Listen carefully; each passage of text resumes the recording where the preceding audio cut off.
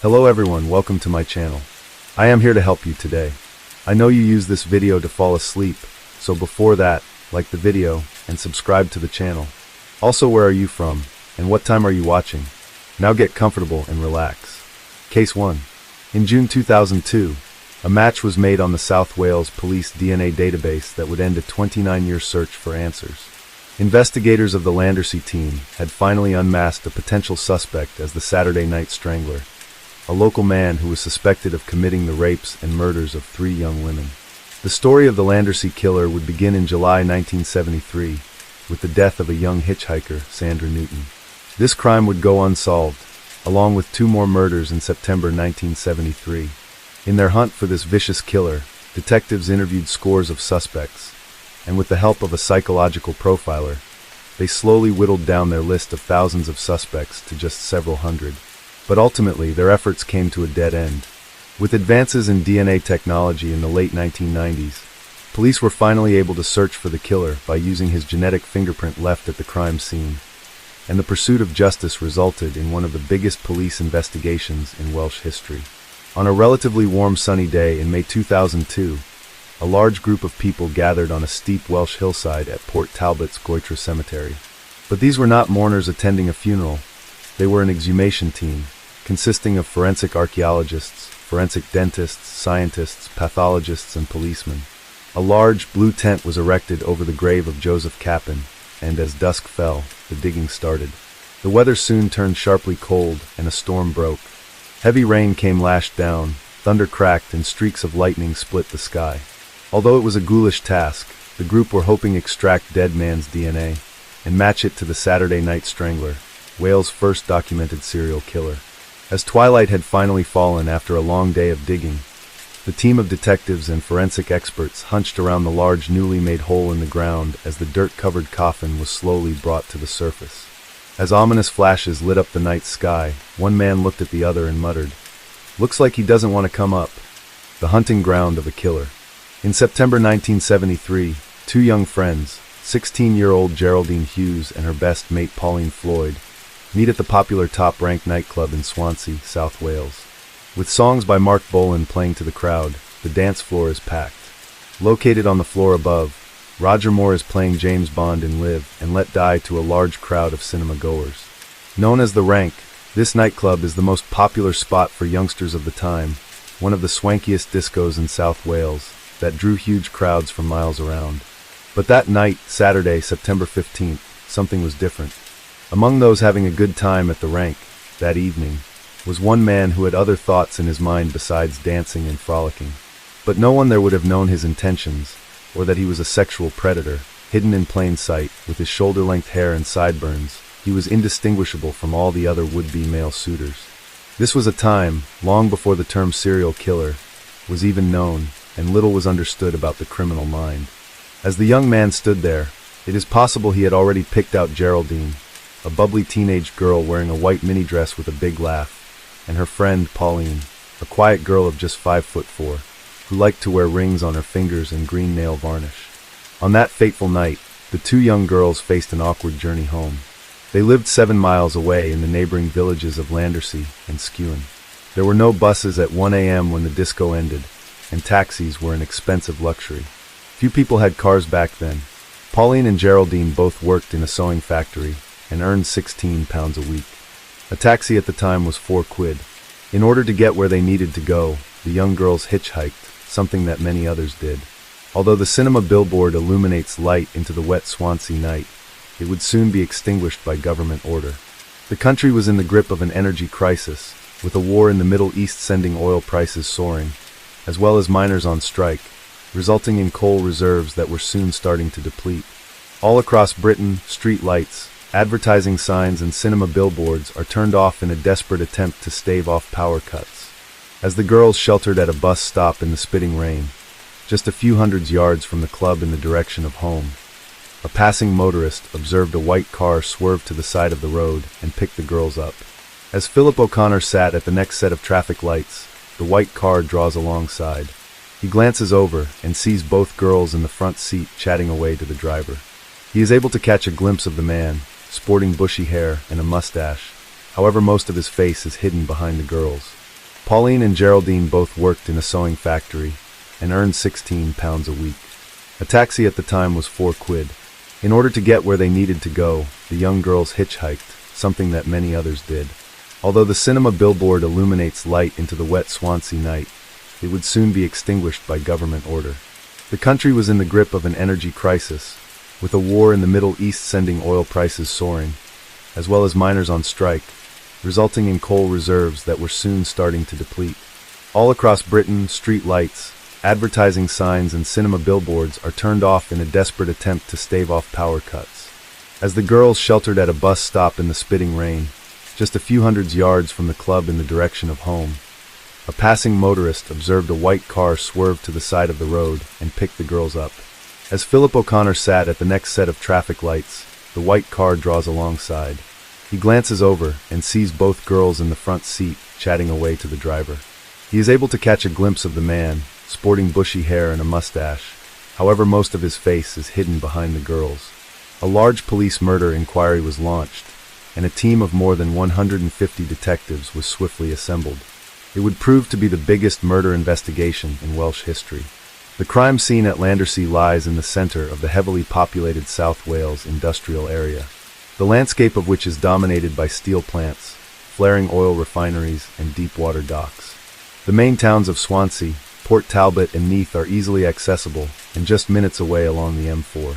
Police learned from passing motorists that a white car, soon to be identified as an Austin 1100, was seen parked at the entrance to the cops between 1:45 a.m. and 2:15 a.m. on that Sunday morning. It was likely this was the killer's car, but none of the eyewitnesses saw the number plate. The motor vehicle provided a potential link to another murder that occurred 3 months earlier. On July 15, 1973, 16-year-old hitchhiker Sandra Newton was found strangled, her body dumped close to a local disused colliery. Like the other victims, Sandra had been raped and strangled, with the killer seeing the hem of her chiffon skirt to choke the life out of her. She was last seen walking home from a nightclub in the neighboring village of Britton Ferry after a Saturday night out. Subsequent investigations learned that an Austin 1100 had been going like the clappers in the area around the time of the murder. The papers soon came up with a sensationalized nickname for the killer, calling him the Saturday Night Strangler. The police investigation, led by Chief Superintendent Ray Allen, set up a murder room in Skewen Police Station. With no computers to compile information, the team instead rely on a complex manual card index system, as well as a wall-sized white board known as a graticule, which was divided into tiny squares in which individual inquiries or actions are listed and then crossed off when completed. In an effort to warn the public about the dangers of hitchhiking, police print up a poster that reads, "Danger, thumbing lifts has LED 2 murder, don't."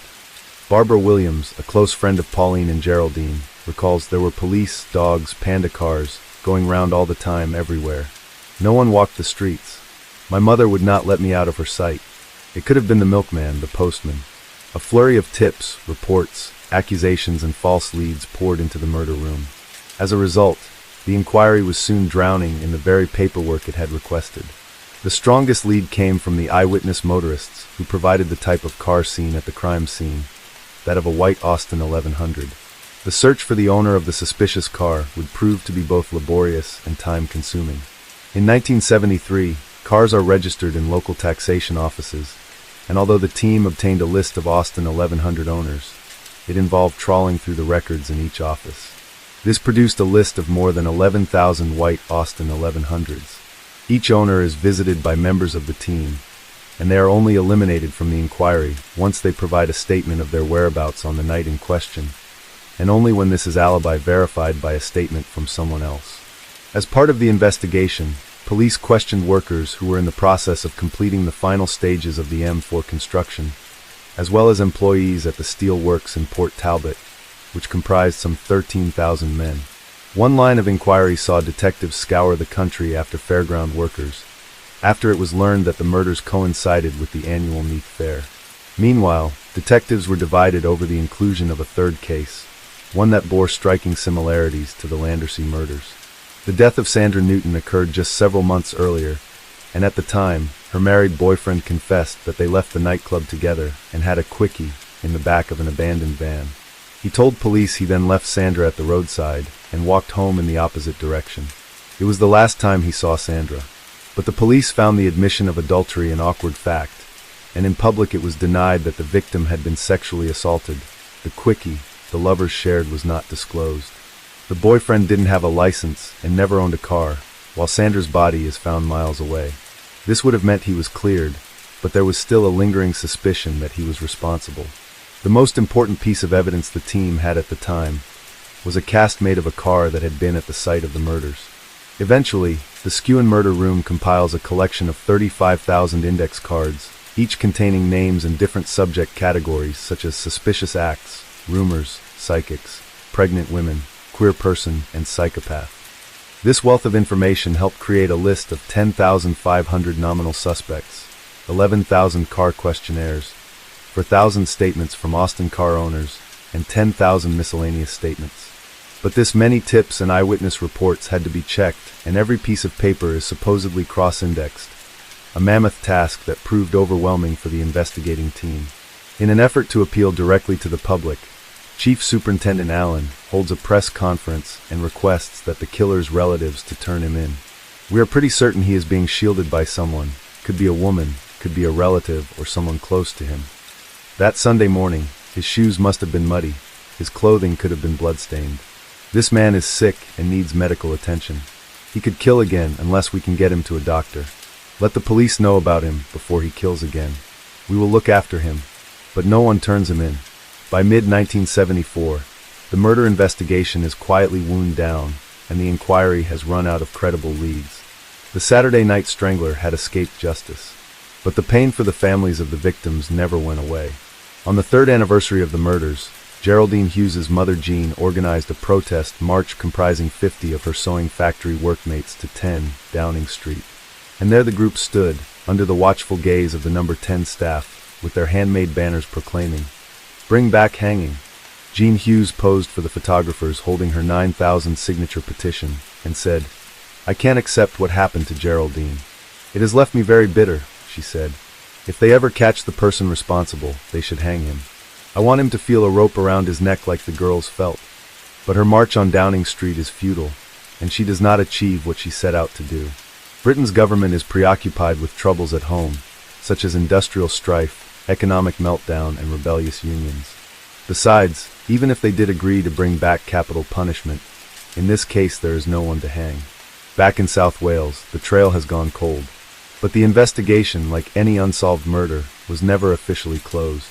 When the Landersea murder inquiry was wound down, all of the boxes of evidence and boxes of statements, along with much of the girl's clothing, was shipped to Sandfield's police station in Port Talbot. There it stayed for nearly 30 years. But due to the passage of time, some of the boxes of statements had got damp, ruining the information contained within. Thankfully, the most valuable forensic material, such as the girl's underwear, was retained in dry storerooms at the Home Office's Forensic Science Labs in Chepstow. In the intervening years, the case was reviewed with a new investigating team, who trawled through the paperwork and questioned a new suspect. But this was more of a formality than a serious investigative venture. Even with the advent of DNA technology in the mid-1980s had little influence. This was mainly because these early DNA tests required a fresh sample of DNA material the size of a 10-pence piece, or even blood or semen, in order to extract a successful DNA profile. The stains on a Landersea victim's clothing from a decade earlier were of no use, and as each review closed without a conviction, the chances of catching the Saturday Night Strangler faded with every passing year. By 1998, a new technique had been developed in the form of a low copy number DNA test that could utilize just a tiny speck of DNA material. The girl's clothing and swabs of DNA taken from the crime scene were sent to a specialist research lab in Birmingham for testing. But this new test was a long, protracted, and complex process, which involved separating the DNA of the girls and the killer, which had become intermixed in the 25-year-old samples. It would take almost 2 years of work before the scientists could get a result. But this was only in the form of a partial profile of the killer's DNA from Geraldine. While the result from Pauline was unambiguous, a full genetic profile that could be expressed as a string of numbers. This small measure of success now meant that the police had, at last, a genetic fingerprint of the killer. But what they didn't know was his identity. In order to locate him, A search was made of the Criminal National DNA Database, NDNAD, that holds 1.7 M profiles, but the Landersea killer wasn't one of them. If justice was going to catch up with him, detectives would have to go looking for him. January 2000 saw the establishment of Operation Magnum, an official reinvestigation of the Landersea murders some 27 years after the killings. This new criminal investigation was considered as an unprecedented, with no previous unsolved British murder, and possibly even no unsolved murder case throughout the world and in history, has ever been successfully reinvestigated so long after the event. The Magnum team was considerably smaller than previous investigation squads, and comprised only of Detective Chief Inspector Paul Bethel, described as a gregarious hulk of a man, and two aging detectives, both of whom were 30-year veterans close to retirement, Geraint Bale and Phil Rees. The new team under Bethel reassembled the Landersea murder room in a rundown police station in the village of Ponadah, an area close to the murder scenes, and their Rees and Bale set to work. Their plan was to DNA swab those suspects considered as most likely offenders, and then match their DNA to the Landersea killer's profile. This meant they had to compile a list of just 500 suspects, because Bethel had a budget for just 500 swabs, by first combing through every piece of paper and rule out those least likely from the 35,000 names in the files. It was during this comprehensive search that the team uncovered a number of unsolved rapes in the Neath area. There was little information on these attacks, and no DNA evidence because the women's clothing had been destroyed. But it was noticed that 2 of these rapes, carried out in the months prior to the 1973 murders, bore a strong similarity to the Landersea killings. Much like the Saturday Night Strangler, this balaclaved rapist used ropes to subdue his victims after lying in wait, then grabbing them from behind and punching or threatening them into submission. "Don't scream or struggle, or I'll kill you," he told the women. As he bound their hands, he asked, "Are you a virgin?" Each woman was then raped vaginally and anally. Victims recalled few details about the rapist, but some remembered that he wore an anorak, had a mustache, and smelled strongly of tobacco. At the end of their ordeal, he would masturbate as his victim lay naked on the ground. "Don't open your eyes. I'm going to have a cigarette and think about whether I'm going to kill you or not," he told one victim. Bethel's team now wondered if the Neath rapist and the Landersea murderer the same man, and if so, could they unmask him by using evidence from the rapes. The Operation Magnum detectives decided to draw one investigative tool that their 1973 colleagues didn't have, that of psychological profiling.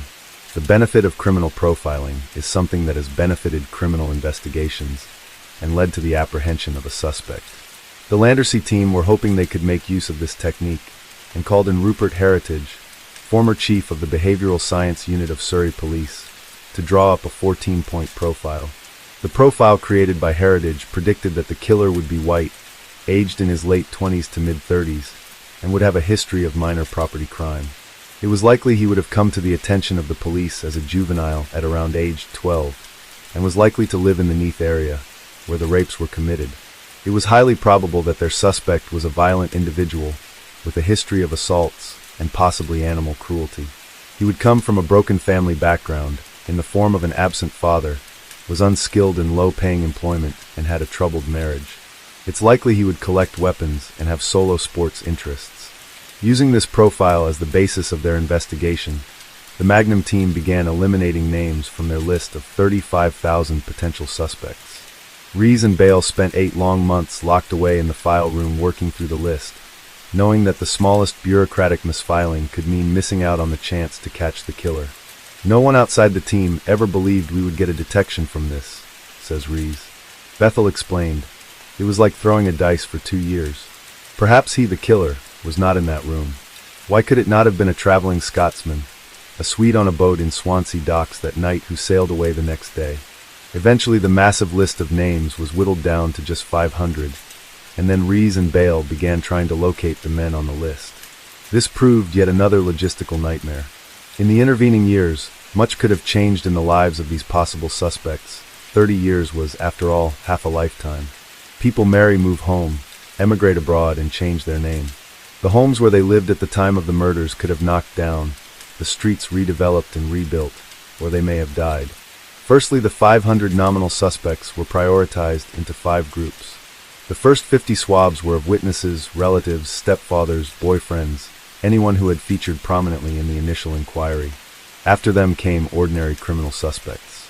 They then used several different methods in trying to track down these men, such as DVLA records, the passport office, and tax and criminal records to find addresses all over, some even as far away as New Zealand.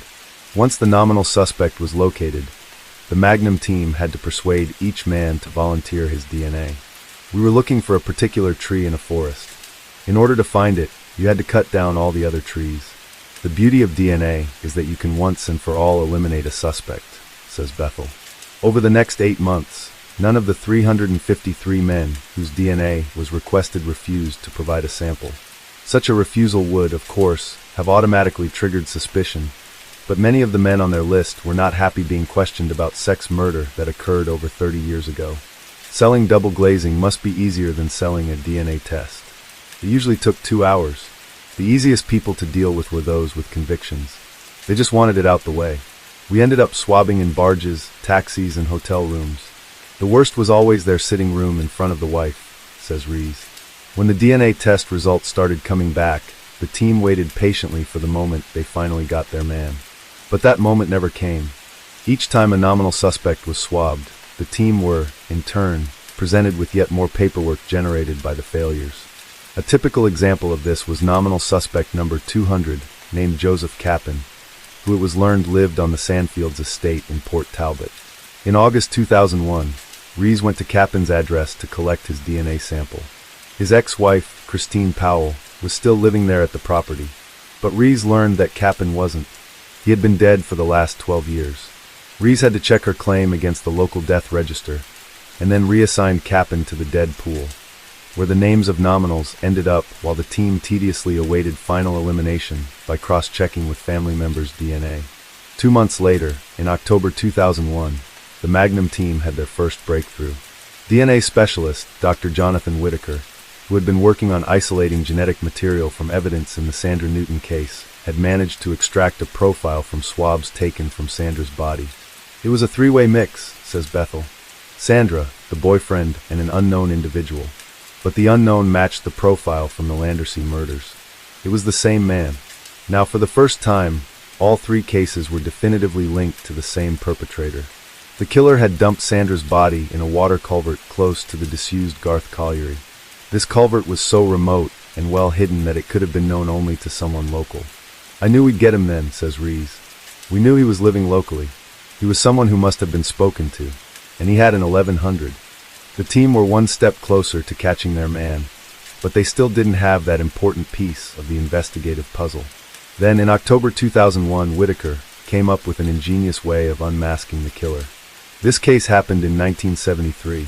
The offender could have had children, he said. Was it possible that there was a relative of the offender on the database? It was his understanding that because people inherit DNA from their parents, and in turn pass on 50% of that DNA to our offspring. Whitaker believed that because he had the killer's DNA profile, he also had 50% of the killer's children's DNA. If he could locate the killer's children, he would find the Saturday Night Strangler. Much like the suspect list, this would once again prove to be another laborious process of elimination. However, this time, Whitaker had the advances of computer technology at his fingertips to delete thousands of names with the touch of a button. He starting with all the profiles submitted to NDNAD by the South Wales Police, and then started searching for a version of the killer's profile. Whitaker was able to eliminate non-related profiles at each stage of a 10-step process, thereby reducing the list of 22,000 possible suspects to just 100 names. These were the men whose genetic profiles were closely related to the Landersea killer. It was a unique way to pinpointing the search to just a small list of people. We were looking for a father and getting to him by his son, says Whitaker. One of the names among this list of 100 was that of Paul Capan, a convicted car thief. His name proved very familiar to detectives. Paul Capan would only have been 7 years old when the Landersea killings took place, but that fact that there were 2 Capans in the files was just too much of a coincidence. Joseph Capan was now the number 1 suspect. The only problem was that he had been dead for the past 12 years. Rees and Bale returned to Sandfields and asked if Christine Powell and her daughter Deborah would volunteer DNA samples. The results took 2 weeks to process. I was sitting at my desk in the Ponardar murder room, when the call came through from the forensic scientist, Colin Dark, says Bethel. He was going on about a partial match in the DNA banding. And I said, "What are you telling me?" He said, "I think you've got your man." It was a strange feeling, very emotional. I don't get excited or overwhelmed, not after all these years. But I really did get a lump in my throat. By subtracting Powell's DNA from her sons and daughters, the forensic scientists hoped to be able to recreate most of Joseph Kappan's DNA. What they eventually ended up with was a 3/4 profile of Kappan that was identical to that of the Landersea killer. According to the DNA, Kappan was the killer. However, the investigators had to be 100% sure he was their man before they went public and notified the families of the victims. I needed to be able to tell the victims' families, "The man in the grave is the man who killed your daughters. He's a serial killer." I wanted to be bloody sure that he was in that grave, says Bethel. On December 24, 2001, Bethel made an application to then Home Secretary David Blunkett to exhume the remains of his suspect. This was to be a historical first for this type of method for identifying a criminal. Kappan would be the first serial killer ever to be pulled from the grave to confirm his guilt. He was buried in Goitre Cemetery on the outskirts of Port Talbot, the graves of which were perched on a steep Welsh hillside.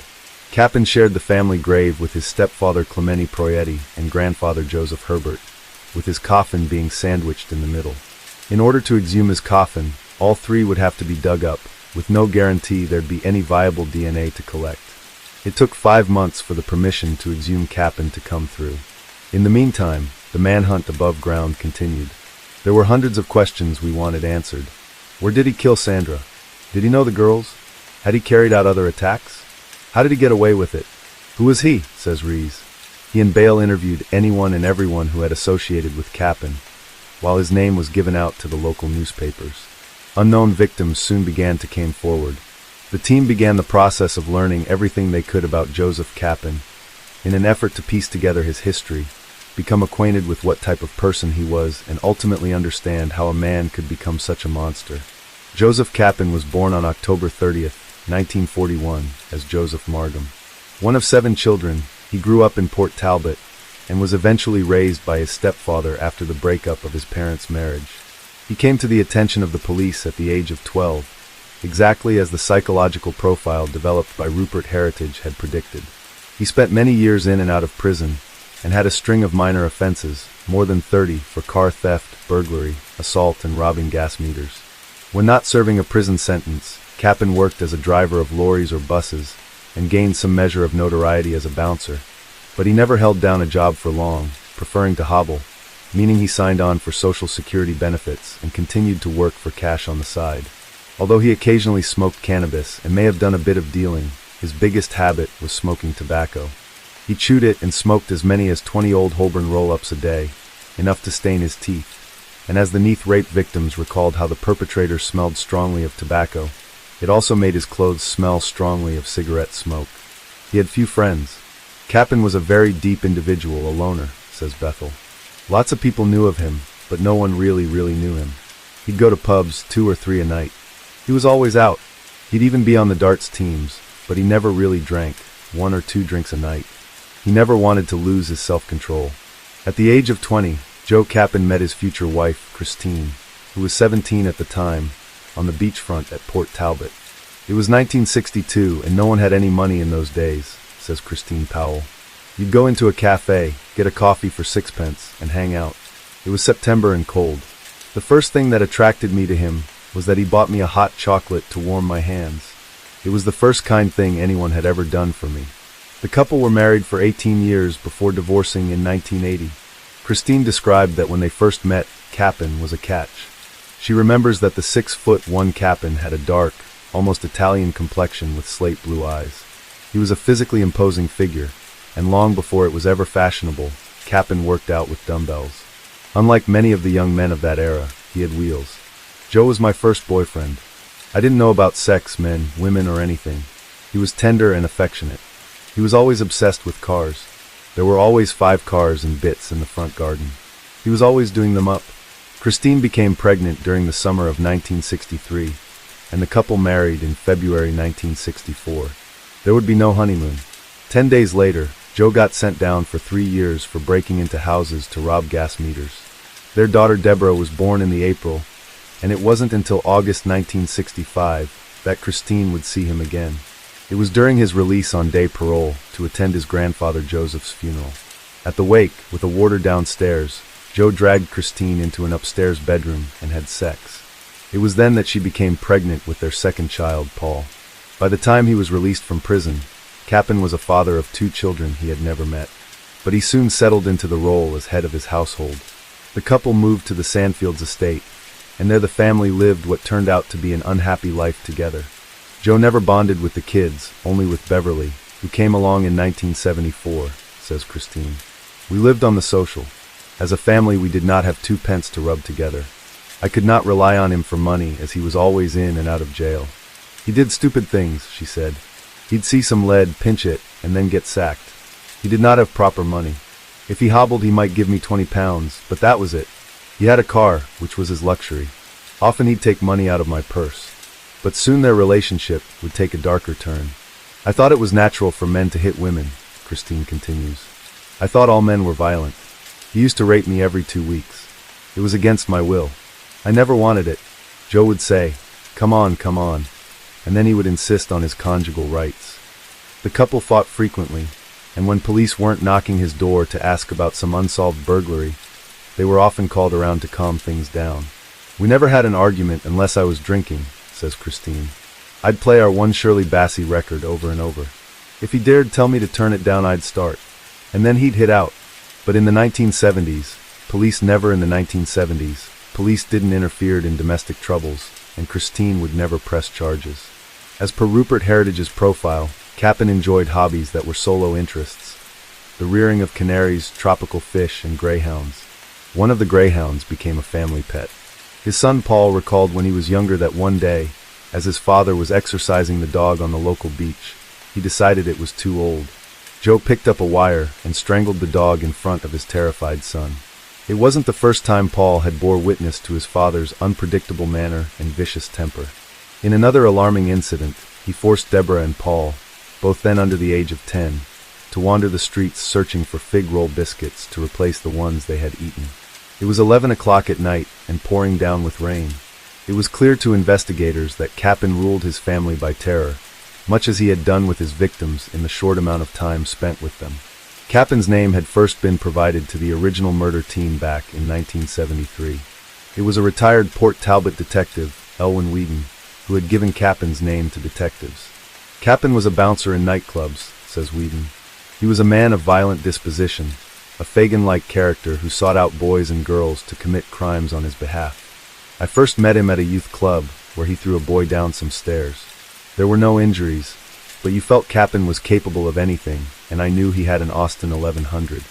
Upon receiving Whedon's tip, detectives from the murder team visited Capin on October 13, 1973, almost a month after the murders. But owing to an alibi, he was swiftly placed amongst those vetted and discounted. In his statement, Capin claimed to have returned from Meath Fair at around 9:30 p.m. on the Saturday, and then spent the rest of the evening looking after my canaries until about 10:45 p.m., when myself and my wife went to bed. I got up the next morning at 10:30 a.m. During the interview, Christine, who was sitting on the sofa beside him, had concurred. I alibied him, but I always did whenever the police came knocking. You learn to do it without thinking. On such and such a night he was with me, officer. I couldn't see him doing that. I cannot imagine him doing that to a child. I never saw any signs of an unusual interest in young girls, she said. But unknown to his wife, Capin regularly pursued teenage girls. Working as a bouncer, Capin came into contact with young girls. It was his thrill to go with younger girls even when he was 43, says Rees. If he had a girl, he paraded her around for show, to show his mates. In bed it was always regular sex, no violence, nothing out of the ordinary. In his other work as a driver on local buses, Capin would use his rest breaks on the village green at Landersea to try to chat up girls. He was a sexual predator, says Bethel. He always carried a weapon, a knife, and he had the ligature ready at Landersea. With him there is always predatory intent combined with arrogance. He was cocky, confident, not afraid to carry out crimes in his own backyard where the risk of being identified was always high. With his first killing, that of Sandra Newton, his arrogance was there for all to see when Capin made little attempt to hide the body. Capin began his assaults on women, all unknown to police at the time, in the early 1960s. Sometime in 1964, he attacked a 15-year-old schoolgirl as she was walking in the Sandfields estate. He followed closely behind, and as they entered a half-built house, he threw her to the ground and jumped on her. But when the girl screamed, he got up and ran away. There were further incidents involving young girls. In February 1973, a man resembling Capin, driving in Austin, picked up two female hitchhikers near Neath. As they neared their drop-off point, the man continued driving and took them to an isolated road, with one girl was in the front and the other in the back seat. The attacker stopped the car and told them, "I know you want it." The girl in the front seat was grabbed by the man, who started pawing her breasts. The girl in the back seat reached forward to intervene, but he swung back his fist and punched her in the face. By this time, both girls were screaming and tried to escape, but found the car doors were locked from the inside. Luckily, the girl in the back had long nails and was able to grab the stub of the door lock and pull it up, opening the door, allowing her to pull open the front passenger door from the outside. Because of the screaming, the occupants of a nearby house were woken up and turned on their lights, and this is when the attacker fled. This attempted double rape was never reported to police because one of the girls thought she'd get in trouble with her father, a church warden. The attacker was almost certainly Capin, and his next victim, Sandra Newton, would not be so fortunate. Towards the end of his life, Joe Capin was suffering with lung cancer. After leaving Christine, he became involved with Sandra Wyatt, a local barmaid, and together they set up home on the nearby Baglon housing estate. Then in his 40s, Capin hardly left the house, according to Wyatt. He was diagnosed with cancer in 1988, and his body literally wasted away. By the end, the once strapping Capin was forced to use a wheelchair. He died on June 17, 1990, at the age of 49. He died never having been brought to justice for his crimes, but soon it was about to catch up with Joe Capin. By May 15, 2002, the exhumation team, consisting of pathologists, forensic archaeologists, scientists, forensic dentists, and policemen, were ready to begin their work. Over Capin's grave was erected a large blue tent, and the digging started as dusk fell. After the first coffin, that of Capin's stepfather, had been raised, the weather turned sharply cold and a storm broke. It had previously been a fine day. The heavens opened in thunder and lightning started, the like of which I have never seen, says Bethel. It was literally at the moment we came across the coffin of Capin. There was a tremendous sense of foreboding, he said. Is this evil being uncovered? I remember saying to the team, he doesn't want to come up. The coffins, all intact, were taken to a local mortuary and opened. It was there that Bethel finally came face to face with his prime suspect, some 30 years after the crimes. Teeth and a femur from the leg, the likeliest sites for DNA to survive, were removed by forensic scientists and sent for DNA analysis. Their work done, Capin and his relatives were swiftly reburied. 3 weeks later, the DNA test results came back. It was Joseph Capin. The Operation Magnum team had mixed feelings about their victory. To be honest, I was disappointed, says Rees. It was a letdown. You're not going to pull him in. It wasn't like arresting him and taking him to a court of law. But for Bethel, there was now final resolution in a case that had haunted investigators for decades. Operation Magnum, the hunt for the offender responsible for the Landersea murders, is closed. We are not looking for anyone else. But there were still many unanswered questions, such as how Joe Capin had managed to slip through the net during the original investigation. Just how did Joseph Capin get away with the crimes he committed during the 1960s and 70s? It was obvious there were oversights during the initial investigation. The most damaging was a small but telling inconsistency in his story. When detectives first turned up at his home, on October 13, 1973, nearly a month after the murders, his Austin 1100 was outside the house on blocks with the wheels removed, probably because Capin was trying to switch tires after it was reported by the press that the police had a cast of the killer's tire track from the Landersea murder scene. Capin told the detectives he had put the car on blocks the day after the murders. However, in police logbooks of random stop and check operations in the week after the killing, Capin and his car were logged as being on the road. No one in the original police team made this startling connection. Without the convenience of logging the data with a computer, which would have made cross-referencing this information just a keystroke away, Capin's lie went unnoticed. Since 1973, it has become clear that serial killers don't stop until they are caught. I can't believe that if an offender is impulsive enough to pick up victims in his locality, risking being seen, that he would have any qualms about committing other offenses around the country or abroad, says Bethel. There have to be other rapes or unsolved murders that could be attributed to him. Cappen's picture has been circulated to every police force in Britain, and every 6 weeks his DNA profile is run against any new cold cases on NDNAD, in an effort to uncover any further victims. For the families of the murdered girls, the long wait for justice has been brought to an end. Their loved ones can finally rest in peace, despite their killer never being brought before a court for his punishment. You know there are evils out there, says Gene Hughes, but you never believe it will touch on you and yours. When it does, it is a lifetime sentence of hell. Now we can close the book on that hell forever. The decades-long hunt for the Saturday Night Strangler, which began inside the dance floor of a 1970s disco, ended when the perpetrator was disturbed from his grassy tomb and finally unmasked. Case 2. In June 1997, officers of the Suma Police Department in the Japanese city of Kobe arrested a teenage boy named Shinichiro Azuma on suspicion of murder, in what would prove to be one of the most bizarre homicide cases in Japanese criminal history. Almost a month previously, the decapitated body of a young boy was found outside a local elementary school, along with a handwritten note in red pen, in which the killer, who identified himself as Sakakibara, promised more murders. The style of writing was reminiscent of a serial killer who terrorized the American city of San Francisco over 2 decades previously. The case that reminded Japanese authorities of a killer who communicated with police was the infamous Zodiac Killer, who continues to remain unidentified. When 14-year-old Sakakibara was arrested, he confessed to a second murder committed in March 1997. The young killer's identity was kept secret owing to his young age, and he was referred to as Boya by the press.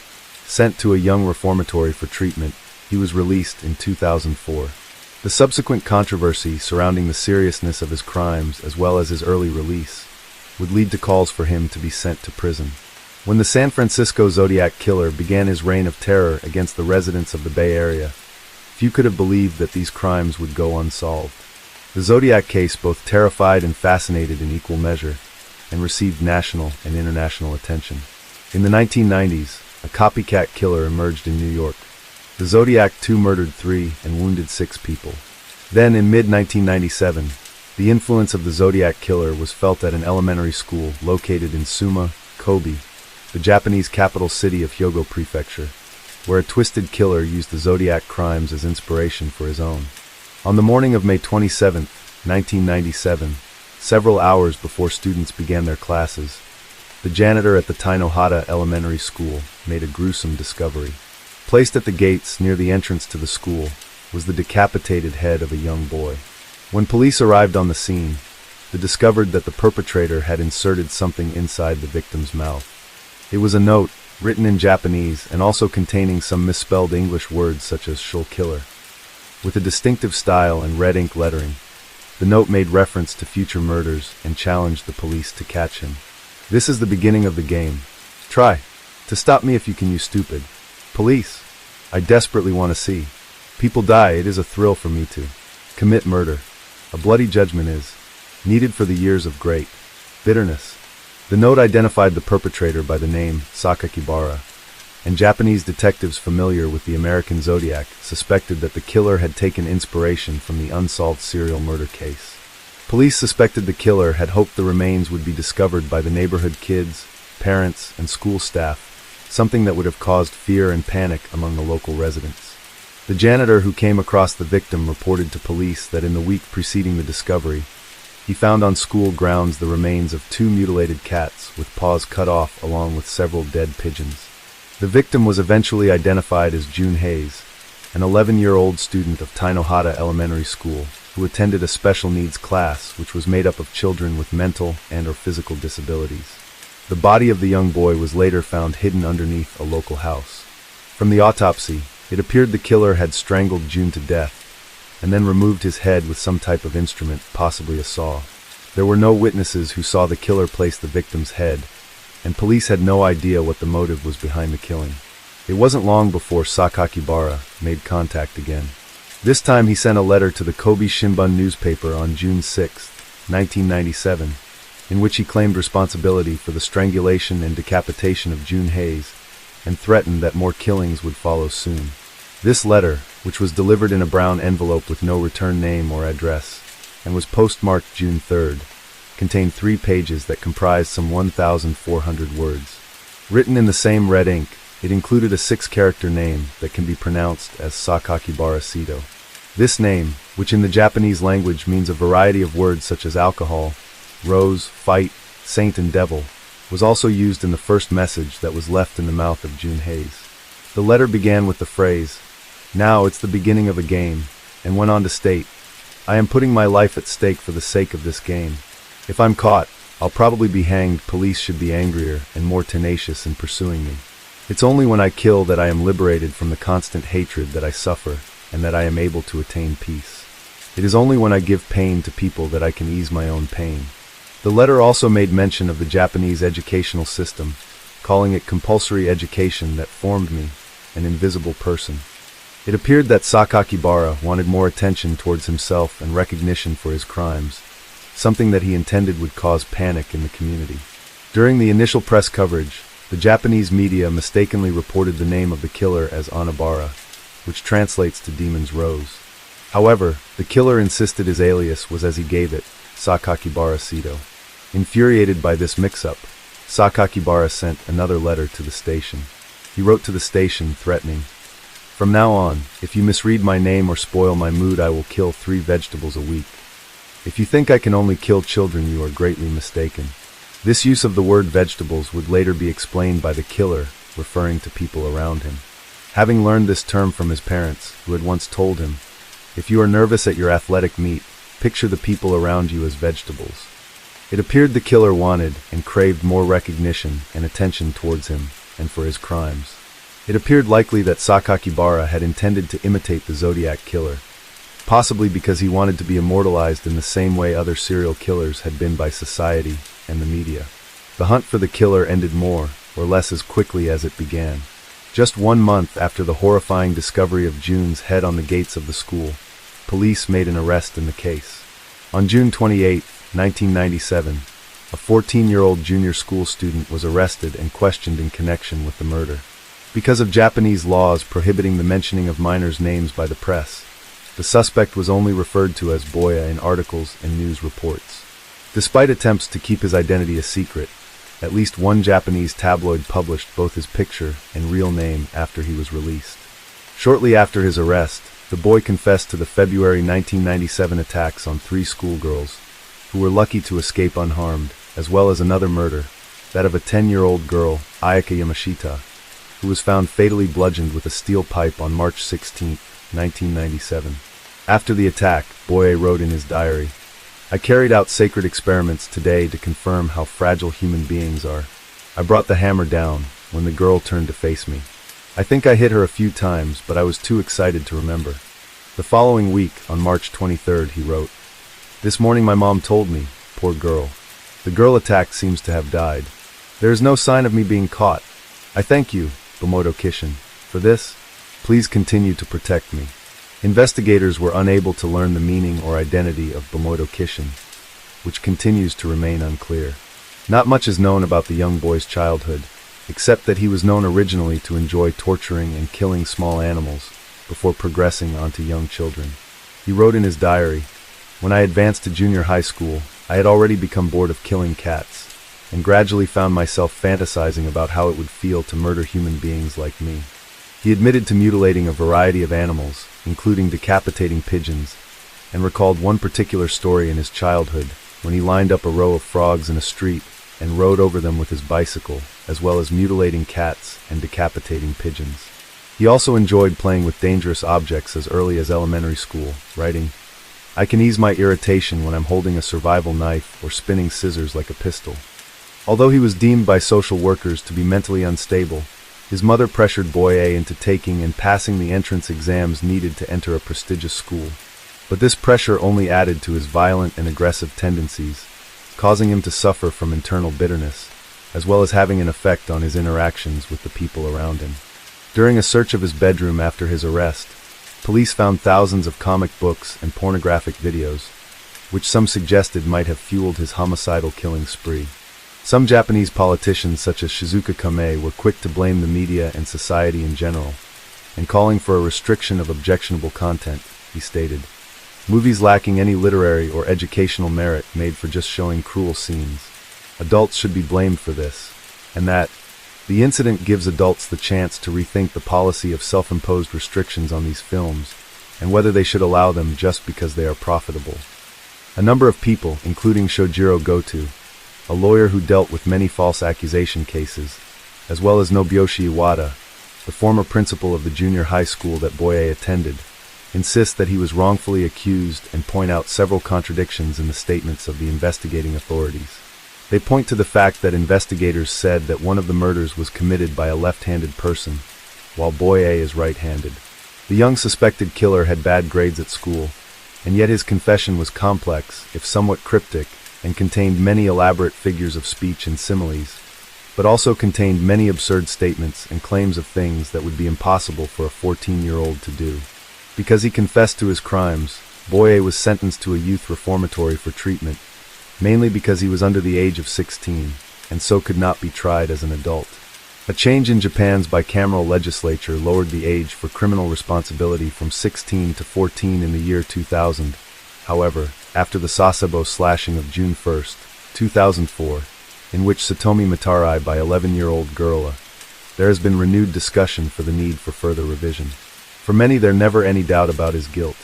In 2002, the boy's mother visited him in prison and asked him if he had really committed the crimes, to which he confirmed he had murdered both children.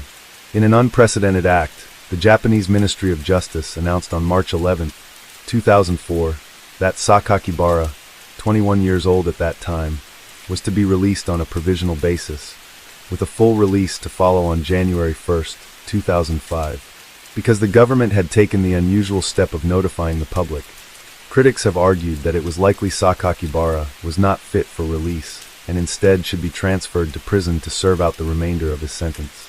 This criticism was further exacerbated some 3 months later, in the wake of the Sasebo slashing. Because he was judged to be cured of his sexual sadism and compulsion to kill, Sakakibara was released on parole in 2004. Due to the seriousness of the crimes and the fact that they had been committed by a minor, Sakakibara's name and new residence were intended to remain a highly guarded secret. However, his real name, Shinichiro Azuma, had already been leaked by the press and circulated on the internet since June 29, 1997, according to journalist Fumihiko Takayama. Originally, both the public and victims' families were notified of his release and whereabouts. However, after 2004, he was no longer required to report his location and soon dropped out of sight and from public security. Living his life largely anonymous, it wasn't until 2015 that he would again feature in the news, when he decided to release a tell-all book that would bring him back into the spotlight. On June 10, 2015, Sakakibara, then aged 32, released his controversial autobiography through Oda Publishing titled Zeka. His memoir, which served as a recollection of his crimes and time in prison, would vividly recount the murder of June Hayes, the details of which had never been reported by the media. Azuma claims to have strangled and eventually decapitated June Hayes on the slopes of a nearby mountain using a hand saw. He then carried the boy's body into the bathroom at his home, where he locked himself in and committed a deed far more heinous than murder. This deed, to which he alludes, most likely refers to the committing sexual acts with June's corpse, as Sakakibara calls himself an incorrigible sexual deviant. Around 10,000 copies of the first edition of Zeka were given the green light for publication, something the victims' families were not made aware of beforehand. The president of Oda Publishing, Satoshi Oka, said in a statement, "We have never had the opportunity to read the personal account of a juvenile criminal at this level. Although I understand this book will receive a great deal of criticism, I believe that the book details events that speak to issues of juvenile criminal accountability still relevant today." The families of the victims, specifically June Hayes' family, along with many advocates for the victims, had objected to and attempted to keep Zeka from being published, but ultimately the book was released. Despite one bookstore chain refusing to stock the book, it became an instant success and quickly reached the top of Japanese bestseller lists. The royalties from the sale of the book were to be paid to Sakakibara, something which only contributed to the outrage from the families of the victims. It was reported that Sakakibara, who is still referred to as Boya by the media and in legal documents, sent a personal note of apology attached to a copy of the copy, which he intended to be delivered to members of the bereaved families of his victims. It was reported that he now realizes the gravity of the crimes he committed as a teenager. Mamoru Hayes, the father of June Hayes, issued a statement in which he said, "I don't know if the murderer of our child published this book to further extend out endless suffering. It shows he doesn't really feel bad about doing what he did. I wish this book would be pulled immediately and that no more copies be printed." Several months later, Sakakibara set up a vanity website in which he posted bizarre photoshopped images of a nude male, whom he suggested were of himself. In response to these controversies, the tabloid newspaper Shuken Post decided to publicize Sakakibara's real, Shinichiro Azuma, along with his occupation at the time and his location. Soon afterwards, he once again faded from the public eye, despite the heinous crimes he committed, and it seems he has continued to live a normal life. Because of the callous and inhumane nature of his crimes, and the fact that he was one of the most infamous of child killers, the murders committed by Sakakibara were the primary reason why the Diet lowered the age for criminal responsibility in 2000 from 16 to 14 years of age. But it would come too late to stop his release at the age of 21, and after only 6 years he completed his rehabilitation sentence as a medical juvenile reformatory and was set free. His case sent shockwaves throughout Japanese society, and due to the similarities between his letters and those of the San Francisco Bay Killer, Sakakibara would be referred to as Zodiac 3 by some publications. Although he was caught and served a sentence for his crimes, there has been much debate about whether or not justice had actually been served, and if the murderer of 2 young children had really been punished. One thing is certain about the Sakakibara murders committed by a minor, that it was horrific and unprecedented. Case 3. On October 9, 1949, at a remote area of Griffith Park, the tattered purse of Jean Spangler was found. It was all that was left of the Hollywood actress and model, who had vanished after leaving her home in Los Angeles just 2 days previously. Among the items found in her purse was a handwritten note addressed to some called Kirk, and made mention of a doctor. It soon became apparent that the young woman had been leading a life of secrets that no one knew anything about. Police began their investigation by attempting to locate the Kirk mentioned in the note, and would eventually question a known Hollywood actor about Spangler's disappearance. But no one would be charged with any crime, and although there are many varied theories concerning her disappearance, such as a botched abortion or her alleged involvement with Los Angeles gangsters, no trace of Jean Spangler has ever been found and her mysterious disappearance remains unsolved. During the 1940s, the city of Los Angeles was a dangerous place for a young woman at night, and from 1941 onwards, there were many cases of women going missing and being murdered.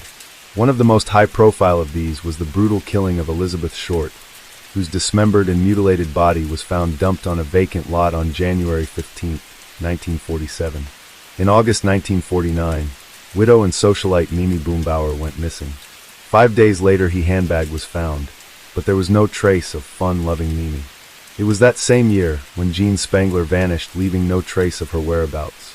Born in Seattle, Washington on September 2, 1923, Jean Elizabeth Spangler and her family eventually moved to California, where she attended Franklin High School in Los Angeles. As a teen, Spangler had danced with the Earl Carroll Theater and Florentine Gardens. Upon her graduation in 1941, she met Dexter Benner, a manufacturer whom she married after a whirlwind romance the following year. However, the marriage was not a happy union. Eventually, Jean filed for divorce, citing cruelty, but the couple continued their on-off relationship, and Spangler gave birth to a daughter, Christine, born April 22, 1944. Spangler soon found herself engaged in a long and bitter custody battle with her former husband over their daughter, with Banner initially granted custody of Christine in 1946. He reportedly denied Spangler the right to see her daughter. However, by 1948 the dispute was eventually decided in her favor. With her background as a dancer and model, Spangler was attempting to break into acting, and by 1949, she appeared to have succeeded in her determination to make it in Hollywood when she was cast in bit parts in several films. She also appeared as a dancer in several uncredited roles, including in Walter Lang's 1948 film When My Baby Smiles at Me, the 1949 comedy Chicken Every Sunday. Her last role would be in the musical drama Young Man with a Horn, released after her death in 1950. At the time she went missing, 27-year-old Spangler lived with her mother Florence, 5-year-old daughter Christine, brother Edward, and sister-in-law Sophie, on Colgate Avenue in the Park La Brea residential complex near Wilshire Boulevard. At around 5 p.m. on Friday, October 7, 1949, Spangler left her home in Los Angeles for what would be the last time. As her mother Florence was out of town visiting family in Louisville, Kentucky, she left her daughter with Sophie, who would later tell police that Jean told her she was meeting with Benner to discuss a late child support payment. Spangler said that after meeting with her ex-husband, she was going to work on a night shoot for a film, about which she gave no further details. She came downstairs and asked how she looked, Sophie later told reporters. She smiled at me, and then her little girl, Christine, asked where she was going. Going to work, Jean answered again, but she winked at me when she said it. It was not unusual for her to work late in the afternoon as a bit part extra involved in night shoots. Some 2 hours later, Spangler called home and spoke with Sophie to ask about her daughter and to tell her sister-in-law that she would have to work the full 8 hours and would probably not return home that evening. The following morning, October 8th, Spangler had still not returned home, and Sophie went to the police and filed a missing person report. When police questioned Benner about her statement to Sophie that she was going to meet him about his child support payments, he claimed that he had not seen his former wife for several weeks. His new wife, Lynn Lasky Benner, to whom he had been married only 1 month, corroborated his story. A saleswoman at the farmer's market, only a few blocks from Spangler's home, recalled seeing her browsing around 6 p.m. and noted that she appeared to be waiting for someone. Though Spangler had told her sister-in-law that she was going to work on a film set after she met with Benner, police checked with Screen Extras Guild, who confirmed to investigators that Spangler had no call for work that night, as well as the TV studios, who stated they had no record of her employment that night. On October 9, 1949, 2 days after she vanished, Spangler's purse was found by Griffith Park employee Henry Angu, near the Ferndale entrance of Griffith Park in Los Angeles, situated approximately 5.5 miles from her family home. Hoping to find further evidence at the park, a group of 60 police officers and over 100 volunteers searched the 4,107-acre natural terrain park, but no other clues were found that might indicate what happened to Jean Spangler. The purse was the only piece of evidence found by police, and beyond this last physical remnant, no trace of Spangler could be found. Alarmingly, both of the straps on one side of the purse were torn loose, as if it had been ripped from her arm. There was no money in the purse, and Sophie told detectives that her sister-in-law had no money when she left her house the evening of her disappearance, and so the police ruled out robbery as a motive. Over the course of the following week, Griffith Park was searched by over 200 volunteers and law enforcement, and during the search, one volunteer's dog dug up a denim Los Angeles County Jail uniform in a shallow hole, but no other belongings of Spangler were found. Because murders of wives are most often than not committed by a person close to the victim, be that a partner, lover, spouse, or ex-spouse, many suspected for a time that Dexter Benner murdered his ex-wife in a case of the husband did it. In the case of Jean Spangler, the person who had the most to gain from her death was her ex-husband, Benner, who once had sole custody of their daughter, and according to those close to the family, wanted that returned. At the time she missing, police apparently questioned Benner, who said he hadn't seen Spangler for several weeks. On October 27, 1949, Benner had been awarded temporary custody of his daughter in a court battle with Spangler's mother Florence, to whom he denied visitation with Christine because he said she was upsetting his daughter by referring to her missing daughter, and also defied a court order that he permit Spangler's mother to visit the child. When he was ordered to serve 15 days in jail for being in contempt of court, the remarried Benner fled Los Angeles with his daughter, later settling in Florida. Once Benner was cleared as a person of interest, investigators moved on to other suspects, but with little evidence surrounding her death, there were few clues as to whom might have caused her disappearance. At the time she missing, police apparently questioned Benner, who said he hadn't seen Spangler for several weeks. On October 27, 1949, Benner had been awarded temporary custody of his daughter in a court battle with Spangler's mother Florence, to whom he denied visitation with Christine because he said she was upsetting his daughter by referring to her missing daughter, and also defied a court order that he permit Spangler's mother to visit the child. When he was ordered to serve 15 days in jail for being in contempt of court, the remarried Benner fled Los Angeles with his daughter, later settling in Florida. Once Benner was cleared as a person of interest, investigators moved on to other suspects, but with little evidence surrounding her death, there were few clues as to whom might have caused her disappearance. Attempts were made to locate the Dr. Scott referenced in the note, but Spangler's sister-in-law did not recognize the name. At a press conference, Detective Lieutenant Harry Didion did confirm the existence of a physician named Scott, explaining that he was known to Miss Spangler and her coterie of nightclubbing friends.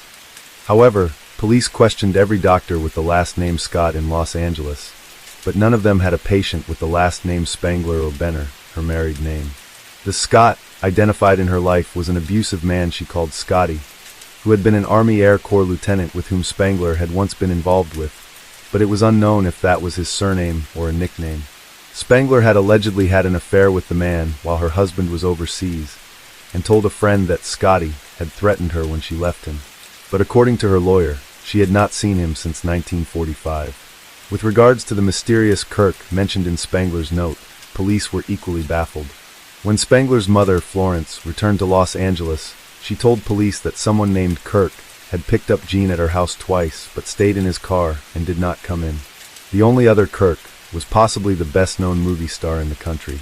With Hollywood film sets, parties and the nightclubs, a wide variety of individuals are all brought together and in and out of Spangler's life. Investigators believed that if they looked most closely at her working relationships, romances and interactions, it might give an insight into any potential motives, as well as opportunities for committing murder.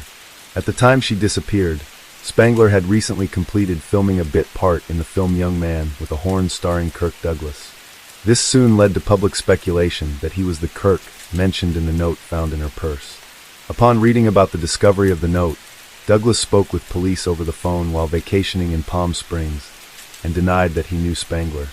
On October 12, 1949, Douglas gave a formal press statement in which he said, "I told Detective Chief Thad Brown that I didn't remember the girl or the name until a friend recalled it was she who worked as an extra in a scene with me in my picture Young Man with a Horn."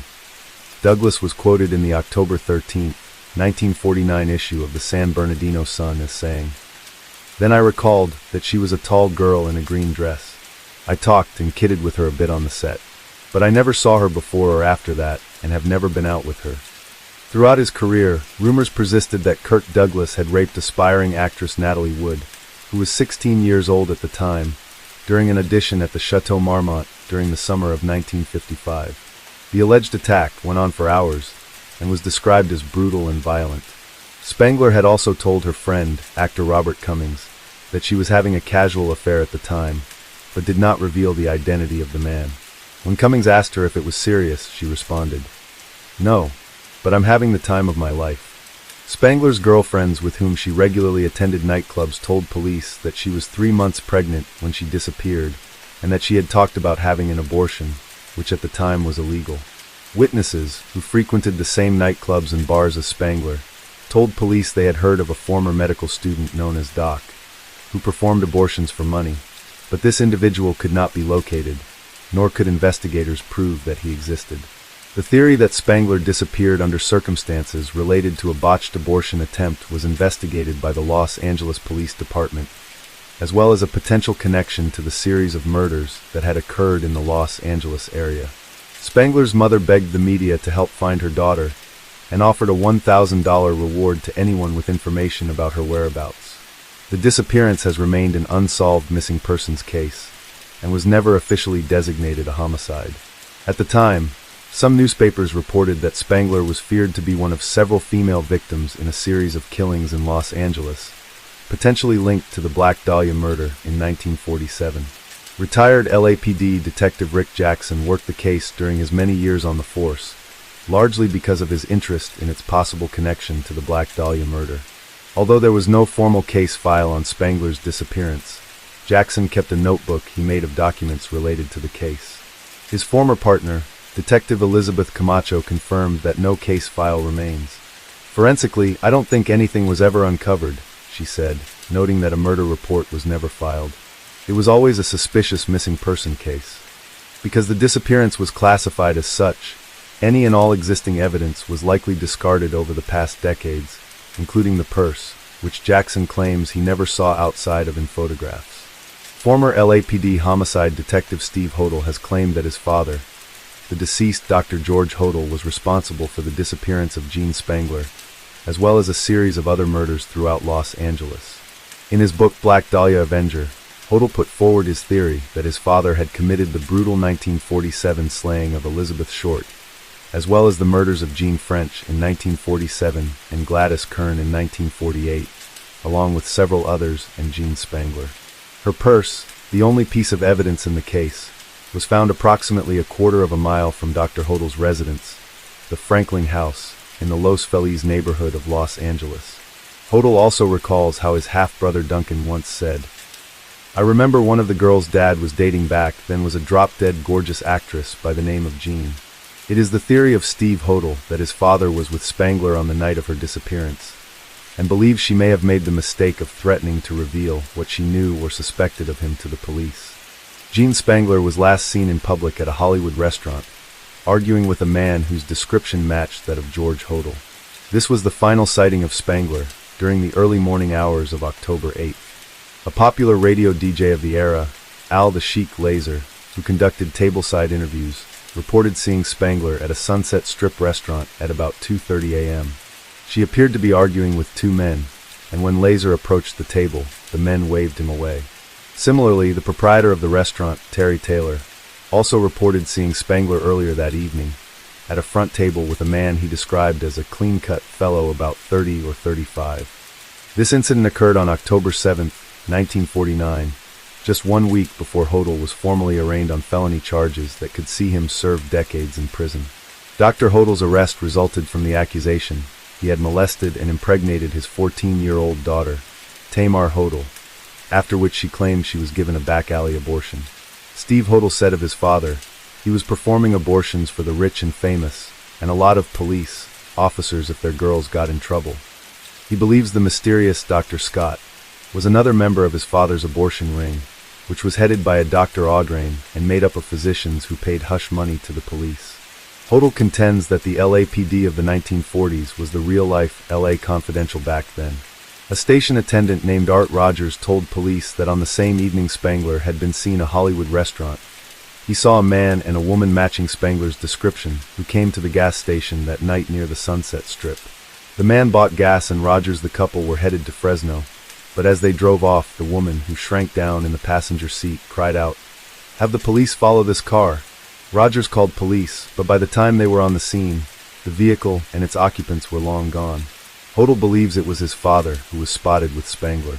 He fits the description of the man spotted with her, and he drove a 1936 black Packard sedan resembling the one Rogers described. This same vehicle also matches descriptions of cars seen leaving the Elizabeth Short crime scene in 1947. At the time, the Los Angeles Examiner printed a map with the headline "Black Sedan Hunted in LA as Death Car."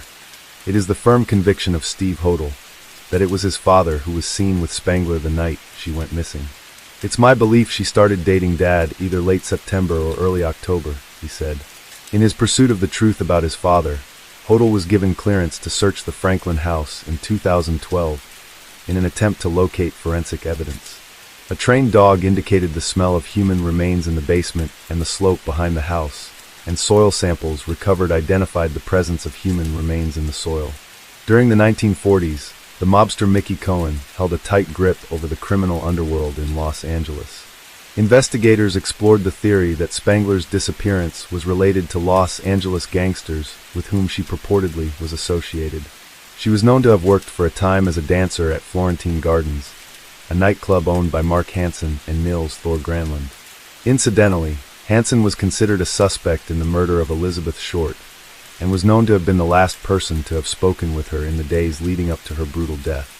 It was Spangler's acquaintance with Hansen that might have led to an association with various mob affiliates, including bootlegger and gambling entrepreneur Anthony Cornero Stralla and Mickey Cohen, a violent gangster who worked on behalf of Al Capone's Chicago outfit and Bugsy Siegel. It's been alleged that Spangler had been seen with Little Davy Ogle, an associate of Cohen's, in Palm Springs, as well as in Las Vegas, Nevada with Ogle and Frank Nicoli, another Cohen associate. In September 1949, Nicoli disappeared after having been indicted on conspiracy charges. On October 9, 1949, 2 days after Spangler went missing, Ogle disappeared.